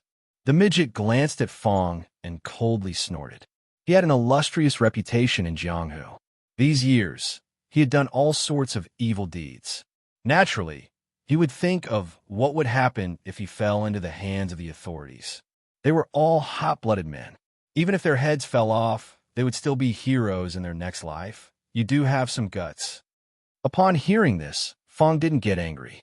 Instead, he smiled and turned to look at Lu Rui. "Eldest miss, leave this matter to me. I want to see how long this guy can keep his mouth shut." He sneered at the dwarf, grabbed him by the neck, and walked deeper into the bushes. Some time ago, he had learned many tricks in the yamen. Unfortunately, he had never had the chance to try them out. This time, the shorty was really lucky. Of course, that kind of brutal and bloody scene could not be seen by the eldest Mississippi. Soon enough, the dwarf's voice came from the depths of the bushes. "Bah, if you have any tricks up your sleeves, just use them. If I shout, I'll call you Grandpa. Grandpa, spare me. I'll tell you everything." After a while, Fong carried the unconscious dwarf out of the bushes and casually threw him on the ground. His expression was terrifyingly gloomy. "Young miss." He threw the midget down and looked at Lu Rui. He opened his mouth and only spoke after a long time. "This is bad." As he walked on the streets of the prefectural city, he noticed that there were more bailiffs patrolling the streets than usual. It seemed that every district had increased their manpower. These bailiffs naturally recognized him. They came over and greeted him respectfully. "Magistrate." They looked a little tired. Did something big happen in the prefectural city these 2 days? He looked at one of the bailiffs and asked in confusion. The bailiff immediately replied, "Your Excellency, I'm not too sure either. It's just that the higher-ups have ordered us to be on guard for the next few days." After asking a few more questions, Li did not get any answers. He waved his hand and signaled for the bailiffs to continue patrolling. He was still on sick leave and could not be bothered with so many things. He believed that Her Highness would take care of these matters. Out of the way, out of the way! Just as the three of them were about to reach the entrance of Rui Lane, there was a sudden commotion on the street in front of them. A man ran over recklessly. He took a closer look. This man was the one who was arrested and sent to the yamen for injuring someone. He was later released because of his filial piety. His name seemed to be Wu Er. Wu Er was carrying another person on his back, and the bailiff uniform he was wearing was stained with blood. Li was stunned for a moment, but that Wu Er had already rushed past him and ran straight into the Huichun Hall not far away. "Rui, bring Xiao Huan back first. I'll go take a look." Li did not see clearly who was wearing the bailiff uniform, but he was sure that it was his subordinate. He frowned and informed Rui before quickly walking over. Lu Rui and Xiao Huan did not return to Rui Lane. They watched as he hurriedly left and followed. When Li arrived at Huichun Hall, other than Wu Er, the two bailiffs who were patrolling earlier were also inside. "Dainyu, what happened to you?" Looking at Dainyu, who was lying on the ground with a pale face and a few wounds that were still bleeding, the expressions on the two men's faces were both shocked and angry. "Let's not talk about this first," Wu Er quickly replied. "Treating the wounds is more important. No, there are too many wounds on his body. We can't stop the bleeding." Dr. Chen's face was full of anxiety. He had already poured different kinds of hemostatic medicine on the wounds, but the man was still bleeding. If this continued, it would not be long before he lost a lot of blood. Even the gods could not save him. Li had just walked into Huichun Hall and happened to hear Dr. Chen's words. Just as he was about to quickly walk over, a figure behind him was faster than him. In the blink of an eye, the figure appeared beside Nyo and reached out to poke him twice. "You?" Dr. Chen was shocked when he saw the woman who suddenly appeared and randomly poked the patient's body. He was about to reprimand her when his eyes suddenly widened and he swallowed his words. At this moment, on the man lying on the ground, the bleeding wounds had stopped. Although there were still traces of blood seeping out, it was much better than before. "I can at most seal his acupuncture points for 15 minutes. You better think of a way to save him during this time." Lu Rui stood up and said to Dr. Chen, "I can only apply some hemostatic medicine and bandage his wound. As for whether he can survive, it will depend on his luck." Dr. Chen said honestly. When Li heard this, he immediately ordered the servant girl beside him, "Xiao Huan, go to the shop and bring my small medicine box over." The servant girl knew that the situation was urgent. She responded and quickly ran out. Am I going to die?" Dainyu, who had already woken up, said with a trembling voice. A trace of despair appeared on his face. When he heard Dr. Chen's words, the constable next to him revealed a sorrowful expression. He bent down and held Daineyu's hand tightly. He said, "Brother Daineyou, don't worry. If you die, I will take care of Auntie until she dies." "Good brother." Daineyu's face revealed a grateful expression. "Don't worry about my nephew. I will take care of him until he grows up." The constable continued. The area that Daineyou was patrolling today should have been him. If it wasn't for the fact that he wanted to be closer to home and swap places with Daineyou, he would have been the one lying here. As for sister-in-law, I will help you take good care of her. Brother Daineyou, you can go in peace. The constable's heart was filled with sorrow, and he held Daineyou's hand even tighter. Daineyou's pale face suddenly changed. He turned and grabbed Dr. Chen's arm and said with a trembling voice, "Doctor, save me. I don't want to die."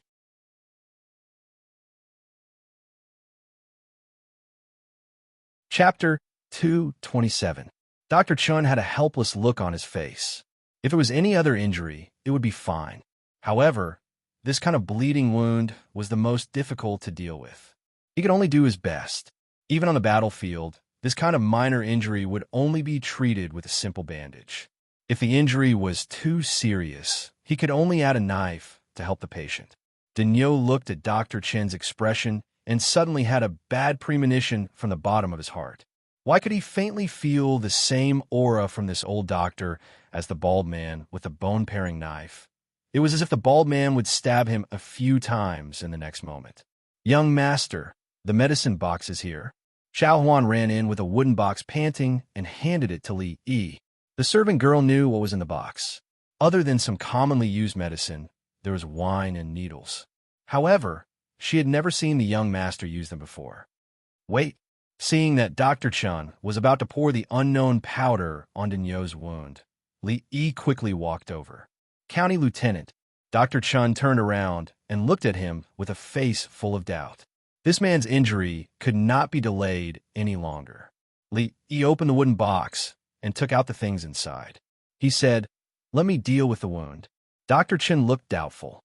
Although this county magistrate Li knew Lord Liu, even if Lord Liu came here personally, he wouldn't be able to cure this kind of injury. Where did this young magistrate's confidence come from? "Lord."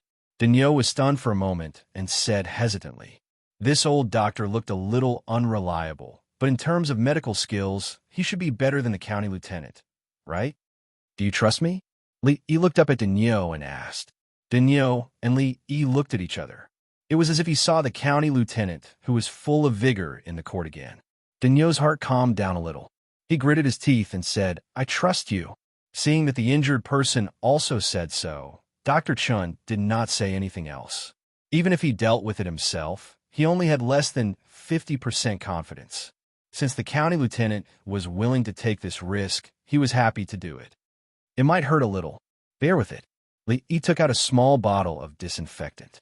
The wound on Daineyou's body needed to be stitched up. In order to prevent the wound from getting infected, he had to disinfect it before stitching it up. As if he was trying his best to stay awake, Daineyou smiled and said, Daineyou, don't have any other abilities, but I can still endure this pain." Roar. Li Yi used a clean cloth that had been boiled and dipped in alcohol to help him clean the area around the wound. The moment he touched the wound, Daineyou screamed.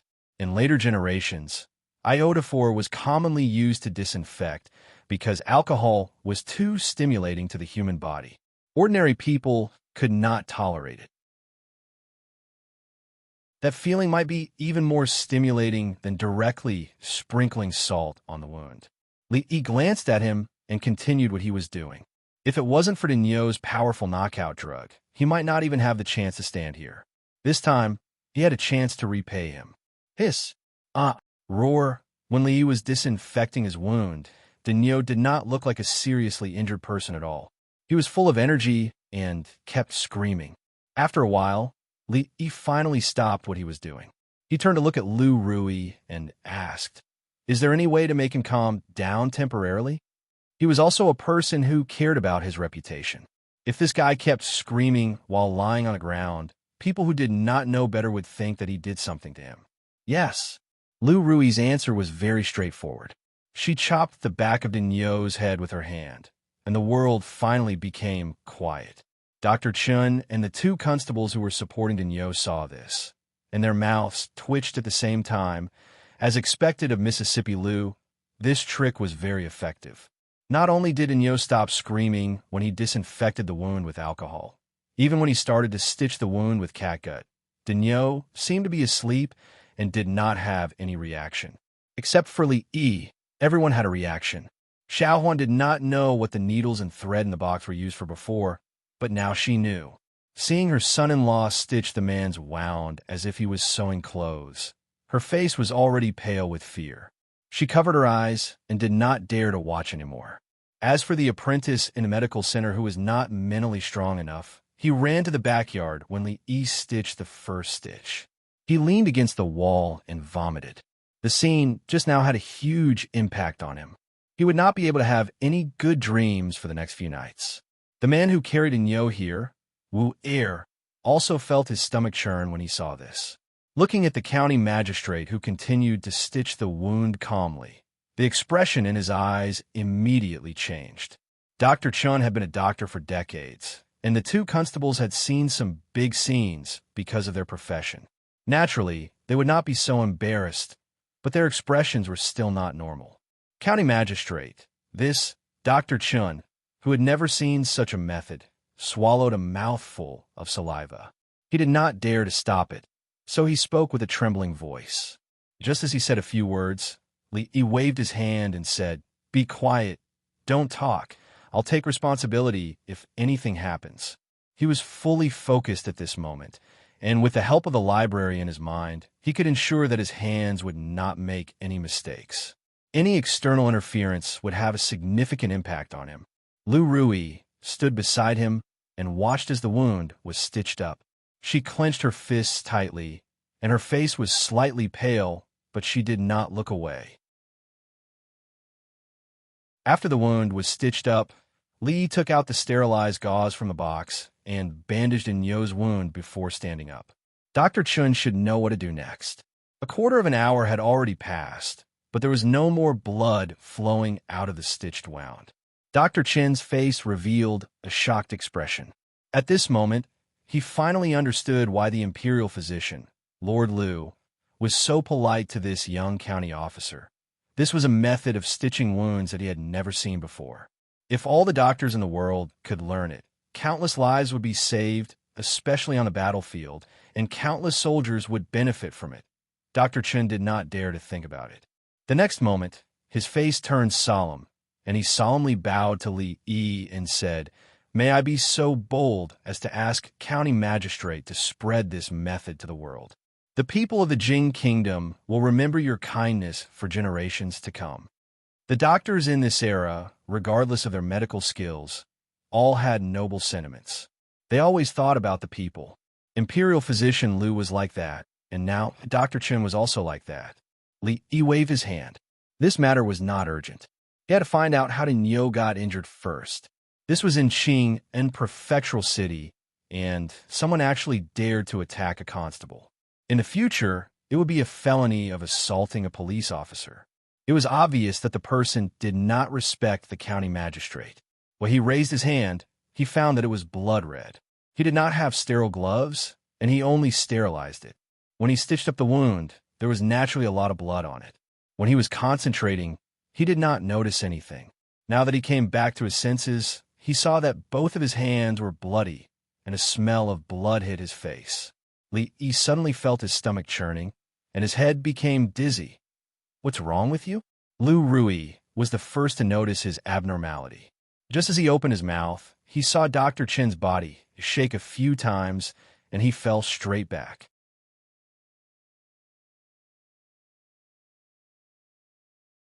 Chapter 228.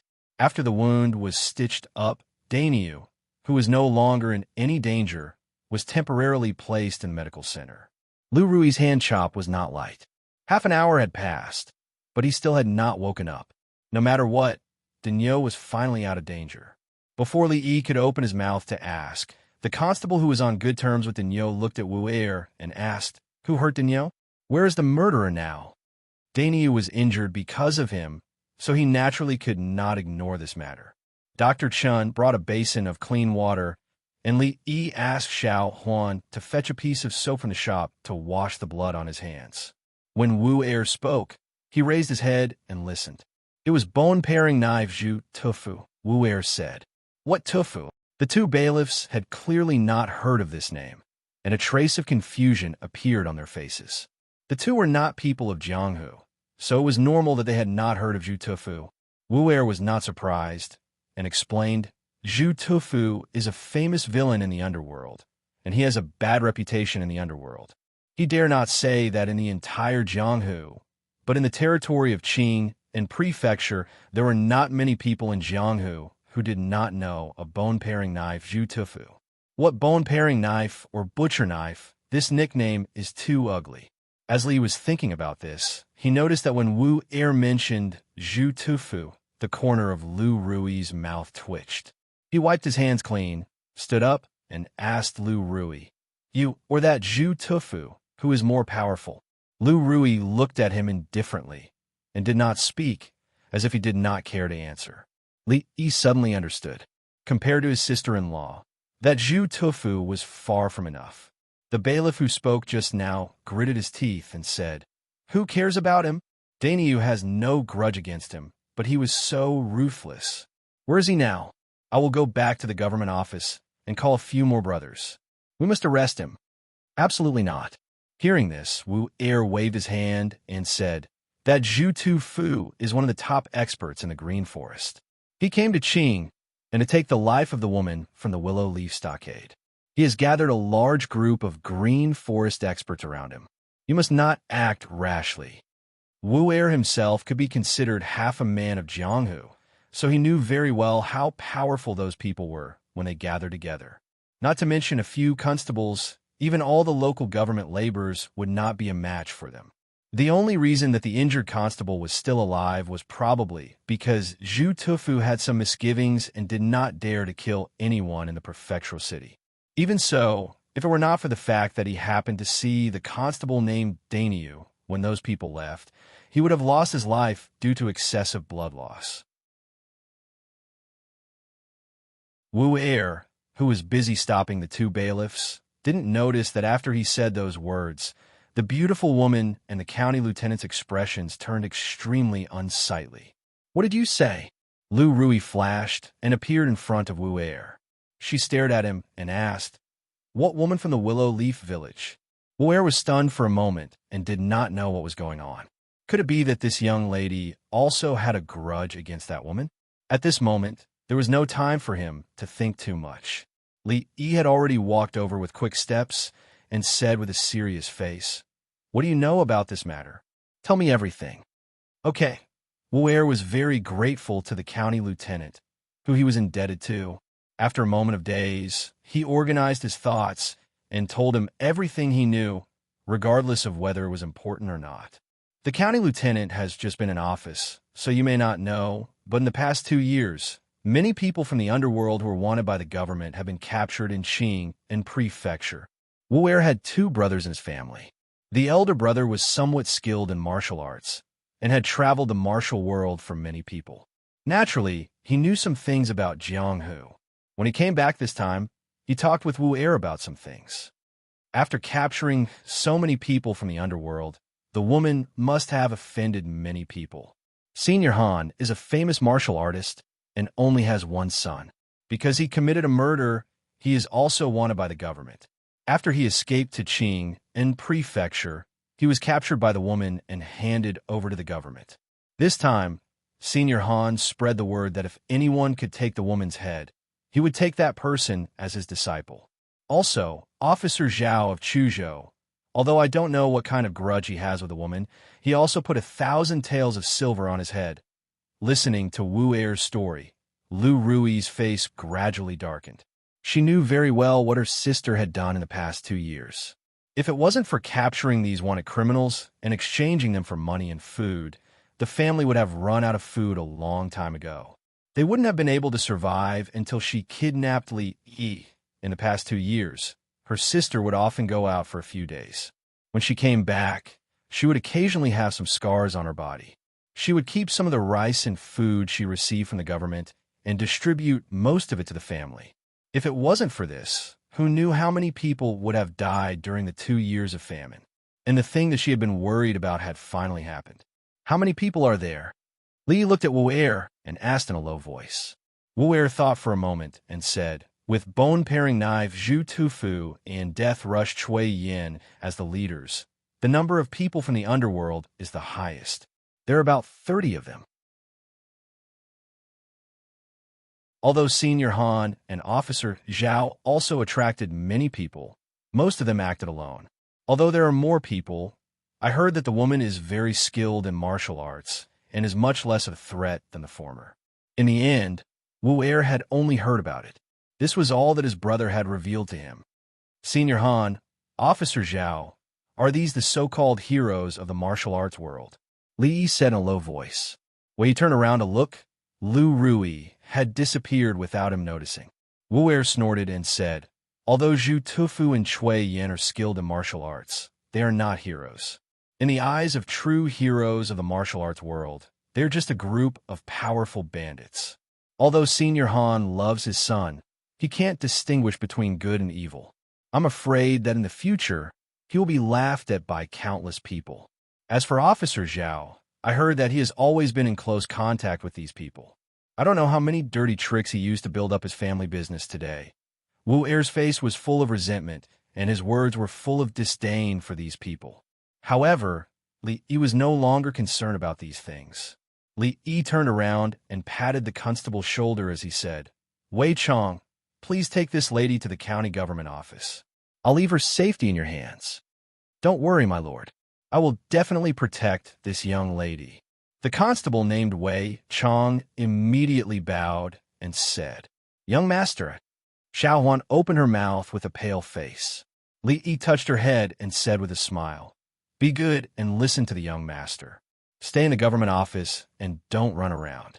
I will come to pick you up after I finish this matter. I'll be counting on you. Li Yi glanced at the constable again before turning around and leaving. Young master. Xiao Huan anxiously wanted to chase after him, but the constable was already in front of her. Constable Wei touched his nose and said with a bitter smile, Young lady, please listen to the county lieutenant and follow me back to the government office. Lao Si, you can't die. If you die like this, how are we going to live? In the Willow Leaf Village, a woman in coarse clothes knelt on the ground and wailed. In front of her, a middle-aged man was lying on the ground. His face was pale, and there was a trace of blood on the clothes on his chest. The 7 or 8-year-old naughty boy stood there in a daze. He didn't know what to do with the scene in front of him. After the woman pinched his thigh, he immediately shriveled up and wailed. Seeing this, the onlookers looked at each other. They had just arrived when they heard the noise and didn't know what had happened. Fourth aunt, fourth uncle is only slightly injured. He won't die. Lu Rui lowered her head and said to her, If it weren't for you, would Lao Si be beaten up like this? It would have been better if Lu Rui hadn't opened her mouth. The moment she opened her mouth, the woman immediately glared at her and said, You have offended those Jianghu people. Now they want to kill you. Even fourth sister has suffered an unexpected calamity. Those people kill without batting an eye. When the time comes, even we will be buried with you. We won't be able to live on anymore. Not long after the woman finished speaking, there was an uproar in the surroundings. Lao Si's wife, what did you say? What Jianghu people? What is all this fighting and killing? Say something. Lao Si's wife's words were very frightening. What did she mean by kill and be buried with you?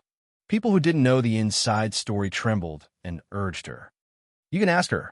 The woman stretched out her finger and pointed at Lu Rui, saying she just had to provoke those murderous geniuses. Great, now she's dragging our entire stronghold down with her. If it wasn't for the fact that fourth brother's hands and feet were injured and he still had some martial arts left, I'm afraid he would have abandoned us mother and son to die first. In any case, I can't stay in this stronghold anymore. You can stay if you want, but don't blame me for not warning you. The woman helped the middle-aged man up from the ground and walked back to their house. Before they left, she even kicked the naughty child beside her and scolded, What are you waiting for? Go home and pack your things to escape. Lao Si's wife's words became more and more terrifying. Everyone was shocked and suspicious. After glancing at Lu Rui, they hurriedly chased after Lao Si's family. Lao Si's family, don't be anxious. Speak clearly. That's right. Don't scare us. What exactly happened? Tell us.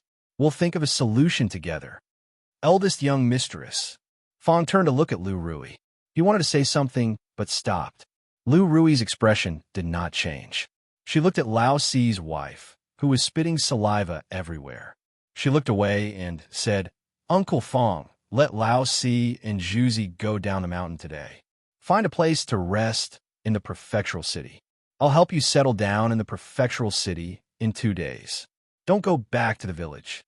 Eldest young mistress, what do you mean? Fong frowned and said, Aren't they just a few scums? If one comes, Fong will kill one. If 2 come, I'll kill both. What's there to be afraid of? Sister. As soon as Fong finished speaking, a white figure dashed over from afar. Lu Rui's pretty face was covered in frost, and her body emitted a faint murderous intent. Rui, you say, how did you provoke these people? After a while, the Lu family members who learned the whole thing from Lao Si's wife all gathered in the small courtyard. A middle-aged man opened his mouth and sighed. His voice was full of resentment. What should we do? How can we fight against those heroes of the underworld? Rui, you've brought disaster upon us. Another middle-aged woman looked at Lu Rui and said with a pale face, Rui had captured a lot of Lulin village tyrants and handed them over to the government, but she had also offended those people. The Willow Leaf village would not have peace in the future. Their peaceful life for dozens of years naturally could not continue. Of course, although they complained, no one dared to say a few harsh words. After all, they knew the temperament of the 2 sisters. If they really got serious, none of them would be able to stop them. We can't fight against those people. I'm afraid we can't live in the village anymore. A man sighed. Everyone agreed. This was also the result of their discussion just now. Although they were born and grew up here, nothing was more important than their own lives. Those people's target was only Rui. If they left the village, they would not go so far as to let them go. Moreover, they didn't feel anything before. But since the Candied Hawes business became profitable, their lives became comfortable. They gradually felt that living in the village was really inconvenient. Many of them had long thought of moving out. This incident was just a prelude. With their current net worth, they could live comfortably anywhere they wanted. They could find a new place to start their Candied Hawes business, and they wouldn't have to pay the joining fee anymore. Wouldn't that be much better than their current lives? But they would not be willing to leave like this. A woman pushed the old man who was lying on a rocking chair in the courtyard and said, Second uncle, say something. The old man who was napping was shaken awake by her. His eyes were half open, and he said, What did you say? Second uncle, you're an elder. You should also say your opinion on this matter. The woman said again. A confused look appeared on the old man's face. He said, You want me to eat? No, I don't want to eat. I just ate at third brother's house. After saying that, he turned over in the rocking chair and changed into a more comfortable position. He continued to nap. Just as the woman was about to speak, a voice was heard. Lu Rui looked at them and said, This matter, Rui has indeed caused trouble for everyone. If any uncle wants to leave, as long as you let me know, you can get 10 taels of silver from me as a settlement fee. The people of the Lu family smiled. They had been waiting for this for a long time. This is so embarrassing. Fourth aunt, who had just reprimanded her, smiled. In that case, thank you, Rui. Count me in. We were also forced to do this. I hope Rui won't blame us. Everyone spoke up one after another. Every family who wanted to leave received 10 taels of silver and happily went back to pack up their belongings, planning to leave as soon as possible. 10 taels of silver as a settlement fee was undoubtedly a huge sum of money for them. It was enough for them to settle anywhere outside the prefectural city. Lu Rui's expression was cold as she looked at everything coldly. Lu Rui, on the other hand, looked at them with a smile. From today onwards, she really had nothing to do with these nominal uncles.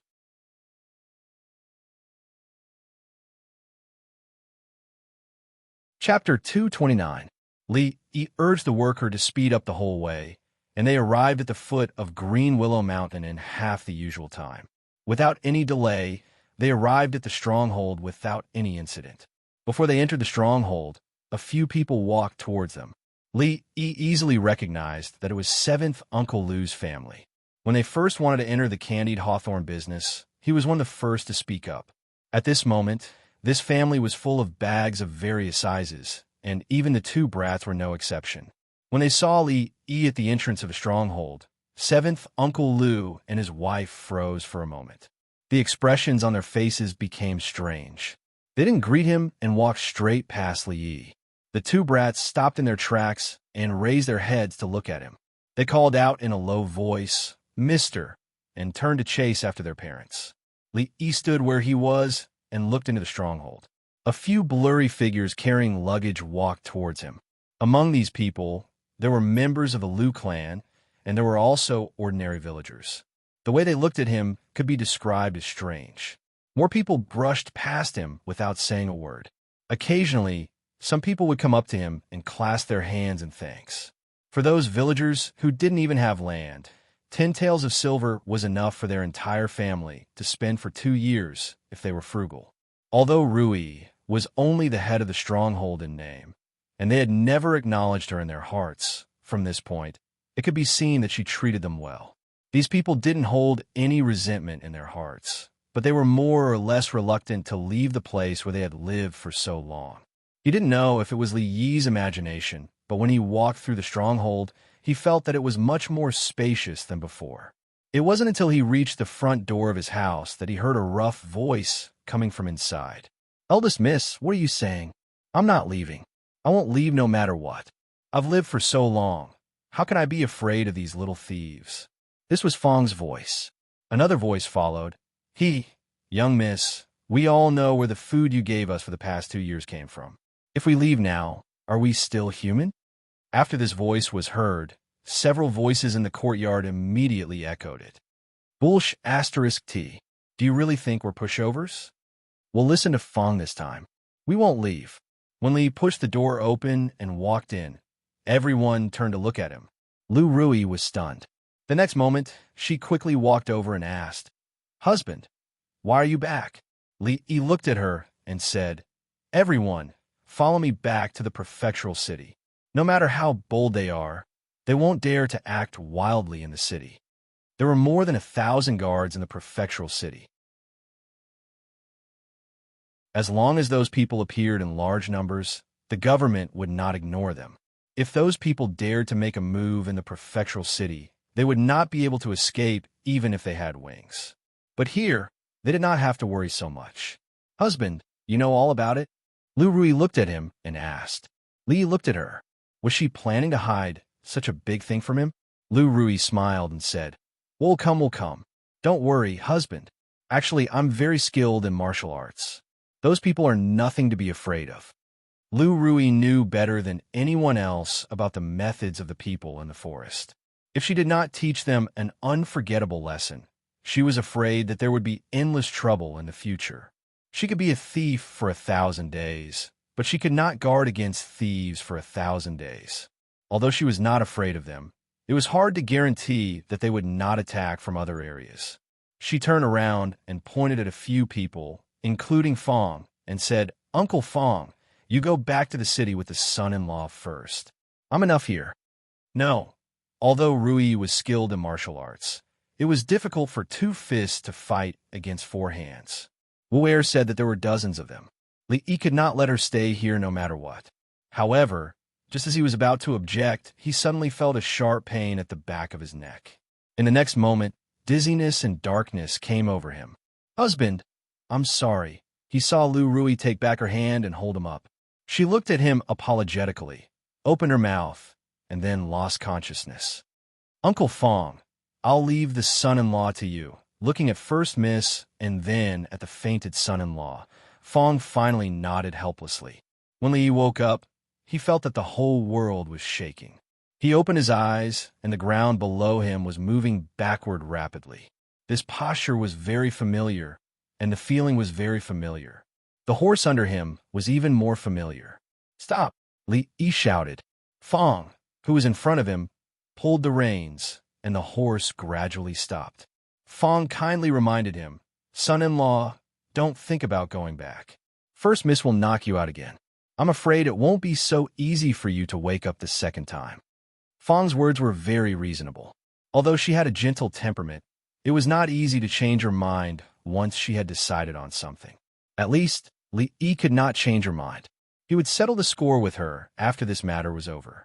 The most important thing was how to get through the current crisis. Li Yi sat up straight on the horse and urged, "Go to the prefectural city." After entering the prefectural city, Li Yi did not return to Rui workshop. Instead, he and Fong went straight in the direction of Prince Ning's mansion. Now, he could only rely on Li Xian's power. The bailiffs and bailiffs of the county government were not enough in front of those people. The guards of Prince Ning's mansion were all skilled, and there were many of them. If he could borrow some, it would be a great hindrance to those people. "Young master, please wait here for a moment. I will immediately go and inform the crown prince." The servants of Prince Ning's mansion had a very good memory. Last time at the Wang Fei's birthday banquet, housekeeper Wang was very polite to this young master. Of course, he didn't dare to slight him now. He politely had Li Yi wait here and quickly ran in. "Son-in-law, is that pretty boy really the young prince?" Fong had long known the identity of Li Xian, but he still couldn't connect that unreliable pretty boy with the crown prince of Prince Ning. "That's right." Li Yi nodded his head. After receiving confirmation from Li Yi, Fong's worried heart finally relaxed. He didn't know how strong the power of the Prince Ning's mansion was, but the guards that he was familiar with were not just for show. If there were a few more of these people, he would have more confidence in dealing with a motley crowd. "Apologies, the young prince is not here." The servant went in quickly and came out quickly. He spoke apologetically to Li Yi. "Not here." Li Yi furrowed his brow and said, "Please help me inform the crown prince that I want to see the crown prince." Li Yi had never interacted with Prince Ning before. If he hadn't encountered a situation like today, he probably wouldn't have gone to see the crown prince of his own accord. But at this moment, he couldn't care so much. The servant still had a smile on his face and said, "Young master, my apologies, but the crown prince is also not in the foo." The expression on Li Yi's face froze, and he seemed to understand something. He turned to look at Fong and said, "Let's go." "Go where?" Fong was puzzled. He hadn't even seen the person he was supposed to see. Why was this son-in-law leaving? "The medicine shop." "Why are we going to the medicine shop?" Fong was even more puzzled. "To buy some arsenic. If we can't beat them, to avoid being humiliated, it's better to take some medicine and commit suicide." Seeing Li Yi and old Fong's silhouettes disappear from afar, the servant looked around and returned to the prince's mansion. He passed through several long corridors and knocked on the door of a certain building. After getting a response, he pushed the door open and walked in. "Your Highness, they have been sent away." "I know. You can leave now." A voice came from the table in the middle of the room. The servant bowed respectfully and slowly retreated. Both His Majesty and the princess seemed to value this boy. The crown prince also has a close relationship with him. "Your Highness, why?" An old voice came from the corner. Before the words could finish, Prince Ning waved his hand and interrupted. Thinking of Li Xian's recent changes, Prince Ning frowned and said, "He does have some crooked talents, but he can't show them in public. If Xian hangs out with him all day, I'm afraid the disadvantages outweigh the advantages." After Prince Ning spoke, there was no more sound from the corner of the study.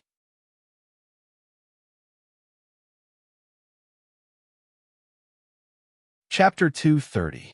"You guys come here. Come here. Stop looking, I'm talking to you guys. What's in this bucket?" Qing and prefectural cities north, south, east, and west city gates. These 2 days, the checks on people going in and out were much more detailed than usual. When a few men in rough clothing pushed a large cart out of the city, a knife-wielding guard walked over and asked aloud. The man pushing the cart smiled, revealing a mouthful of yellow teeth. He said, "Hee hee, It's filled with feces. We were planning to take it outside the city and pour out. Sir, do you want to open it and take a look? Feces? When Agar heard this, he immediately covered his nose and took a closer look. The wooden barrel was filled with black filth. Even though he covered his nose, he could still smell the stench. Hey, is there a problem? If there's no problem, then hurry up and let them go. It stinks. After the cart stopped here, the stench quickly spread in all directions. Another guard, who was slightly further away, frowned and said loudly, "Forget it. You guys should hurry up and leave." The guard covered his nose with one hand and waved the other as if he were shooing away flies. Although the higher-ups had requested for a detailed check, there were countless people entering and exiting the city every day. They wouldn't look closely at something like this. "Thank you, sir." The man laughed and pushed the cart out. The people beside him naturally followed. Not long after, a group of porters and travelers followed them out of the city gates.